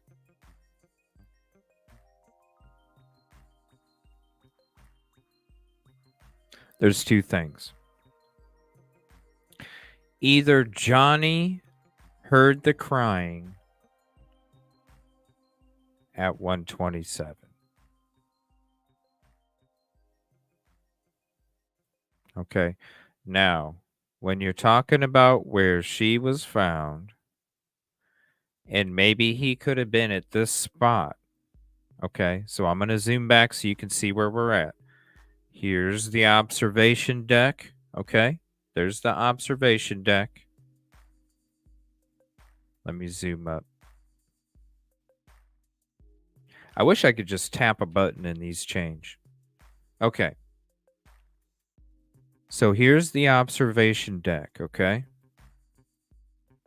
Just to give you an idea where we're at. Now you go to where she was found.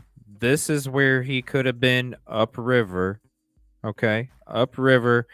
Maybe this is where he could have heard the crying. Maybe that's where he could have heard the crying. Do I think? I think you could. If somebody was crying loud enough, I think you maybe could be able to hear it. How could he hear anything taking place at 1:27, according to Charles?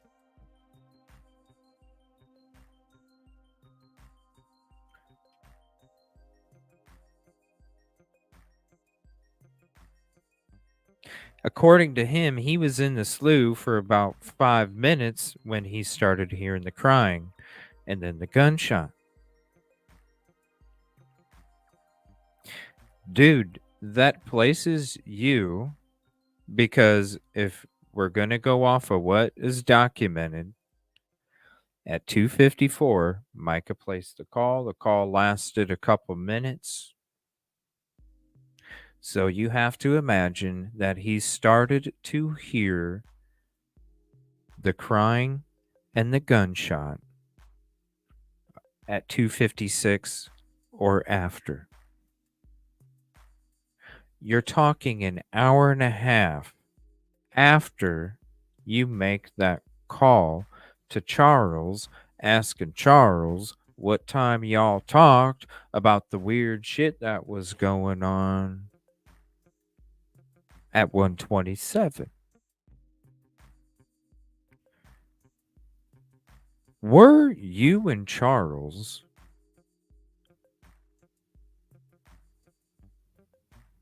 already talking? Was Charles following Mica?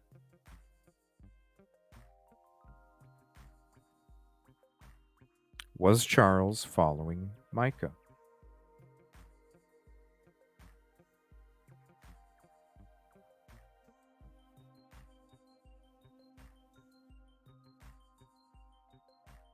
We don't know what Charles is driving. We just know he had a kayak.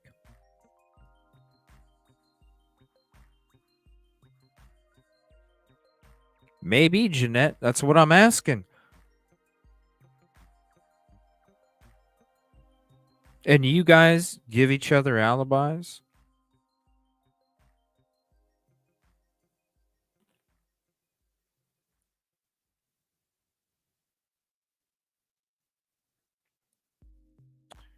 You already got your boat in the water?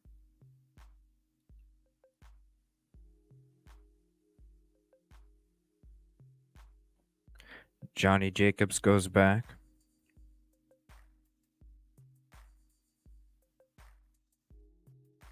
Fuck, we thought we put the cement bags over here. They're over here. Ah, shit.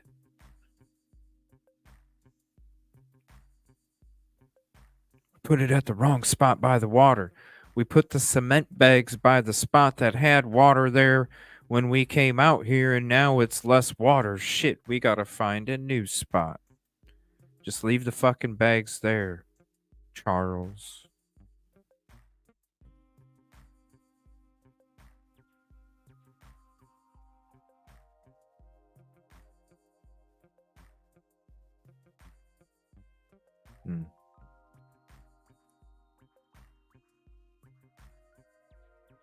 Just leave the bag there, Charles. Was Charles following Mica?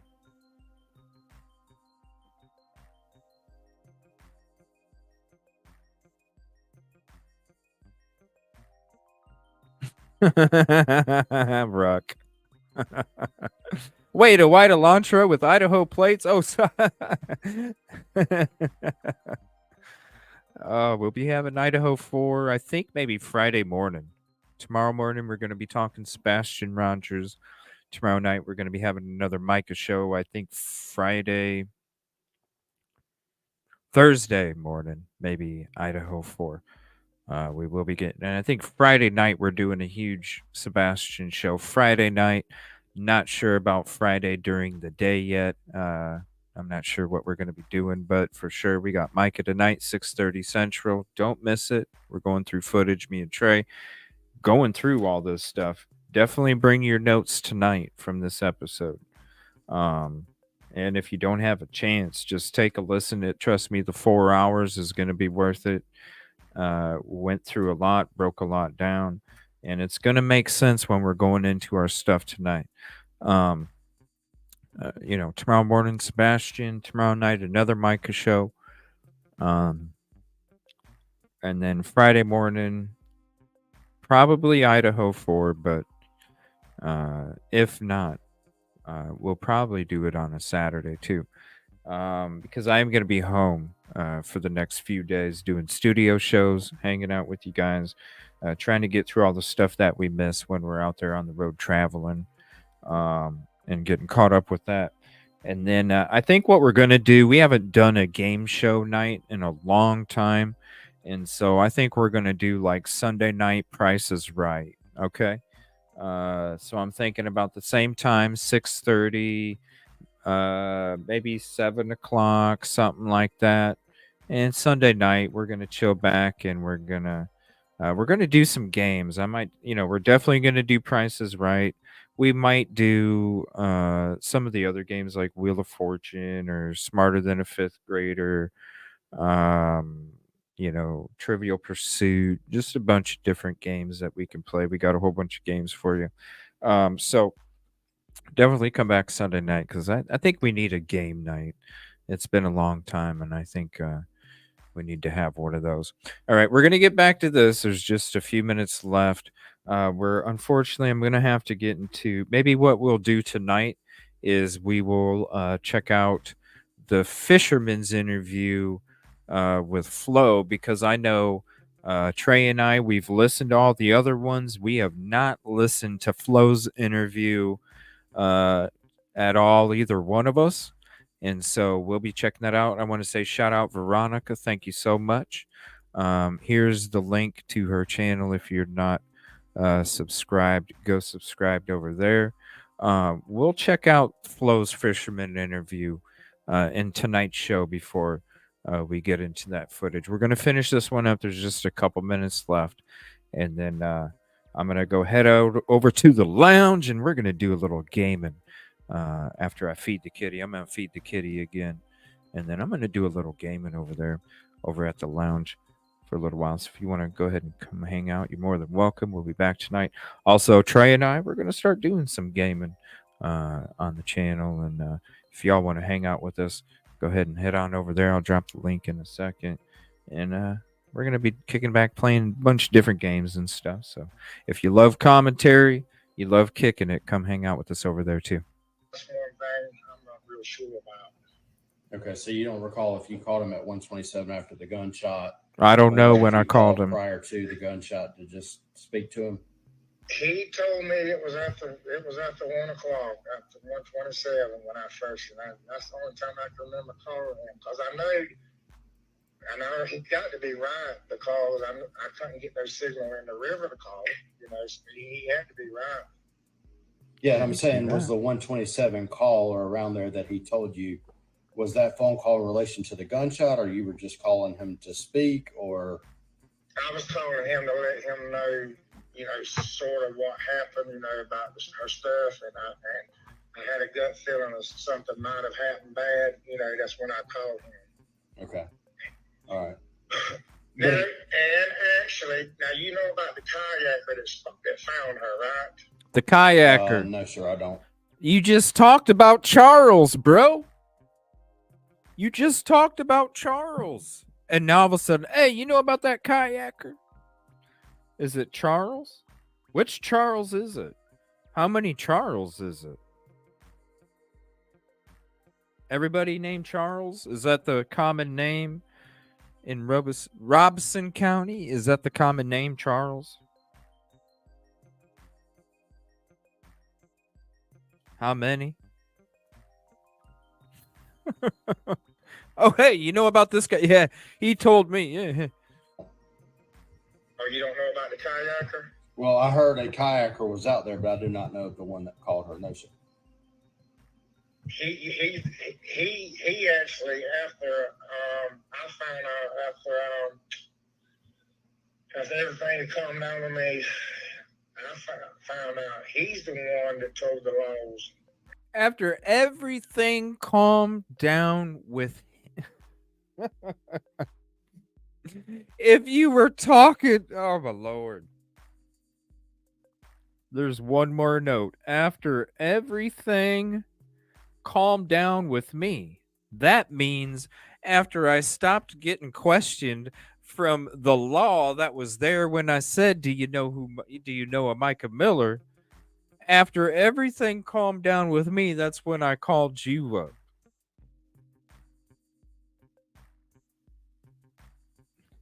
Oh my gosh. Oh my gosh. Dude, there is so many holes to fill. He actually, after I found out after Whoops. after everything had calmed down to me, I found out he's the one that told the laws. He was in there actually fishing at the same time I was, and this is what he said happened with him. Yeah, you're just fishing. You're just fishing. Same time, just fishing. He said after he heard the gunshot and everything, anyway, I went in there, got her stuff, and come back out. I didn't see the kayaker. Mm-hmm. Okay. And I didn't really think nothing about him. This is what he said happened with him. Okay. He said after he heard the gunshot and everything, anyway, I went in there, got her stuff, and come back out. I didn't see the kayaker. I went in there, got her stuff, didn't come back out. I didn't see the kayaker when I came out. I don't know how you don't see somebody back there with how tight it is. Doesn't make sense. I don't see how you can't see somebody else back there. It's such a tight, small, compact area. Mm-hmm. Okay. And I didn't really think nothing about him really until after I got out of the river, and found out that he had left out of the lake, and he was going back up river because he wasn't catching up in the lake. He wanted to see if he could go in the river and catch something. And then about that time, he said that he had heard the laws and stuff had come up. At that time, he said he heard that the laws came up. What time is this, dude?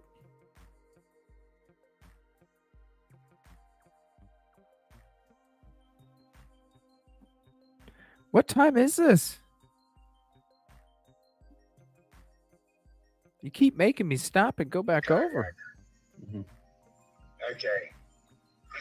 And I didn't really think nothing about him really until after I got out of the river, and found out that he had left out of the lake, and he was going back up river because he wasn't catching up in the lake. He wanted to see if he could go in the river and catch something. And then about that time, he said that he had heard the laws and stuff had come up and to check out everything, I guess. So he turns around and goes back into where I went in at. And he told me, he said, Johnny, he said, you rode right by her. I said, man, what are you talking about? He said, how did he know your name was Johnny, Johnny?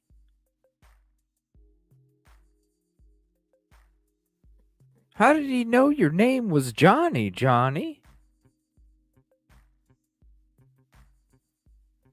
The laws and stuff had come up and to check out everything, I guess. So he turns around and goes back into where I went in at. And he told me, he said, Johnny, he said, you rode right Johnny. by her. I said, man, what are you talking about? He said, you couldn't have seen her. What are you talking about? And that's when he told me that he had spotted her floating in the river. And he's the one that pointed to the law to where she was at.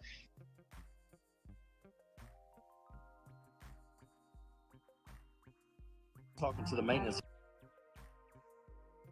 now listen to this guy from Lumber River State Park. We've discussed the circumstances. Mr. Jacobs was down here initially fishing, had a boat with a truck. He advised me that he left the scene out here with Mica's items. He went to either McClellan Grocery or Floyd's Grocery. I'm talking to the maintenance guy at this point, and he advised me that he came back to this location in a what was it, sir? A white Challenger. So after he had left the scene with Mica's belongings, he returned in a passenger vehicle. Hey guys. Oh boy. It just don't make no damn sense, y'all. Shout out Narc Divers. If you're not subscribed, go do so. We are going to be coming back tonight, 6:30 p.m. Central. We're going to be breaking down, exposing the story, showing you guys, taking you guys there with us, front row seat, in the boat, on the ground, on the ledge, where she was found, the path right there, how to get in there, how to get out, how Johnnie was supposedly going. Downriver, hit the lake, goes into the slough. And we're going to be showing you some screenshots tonight, too. I want to say thank you all so much. Thank you for your support. Appreciate it. Please hit the like if you haven't yet. If you're not subscribed, please consider doing so. And we will see you all tonight. Oh, I can't wait. It's finally here. We get to talk about it, and we get to show you. I can't wait. 6:30 p.m. Central. We'll see you tonight.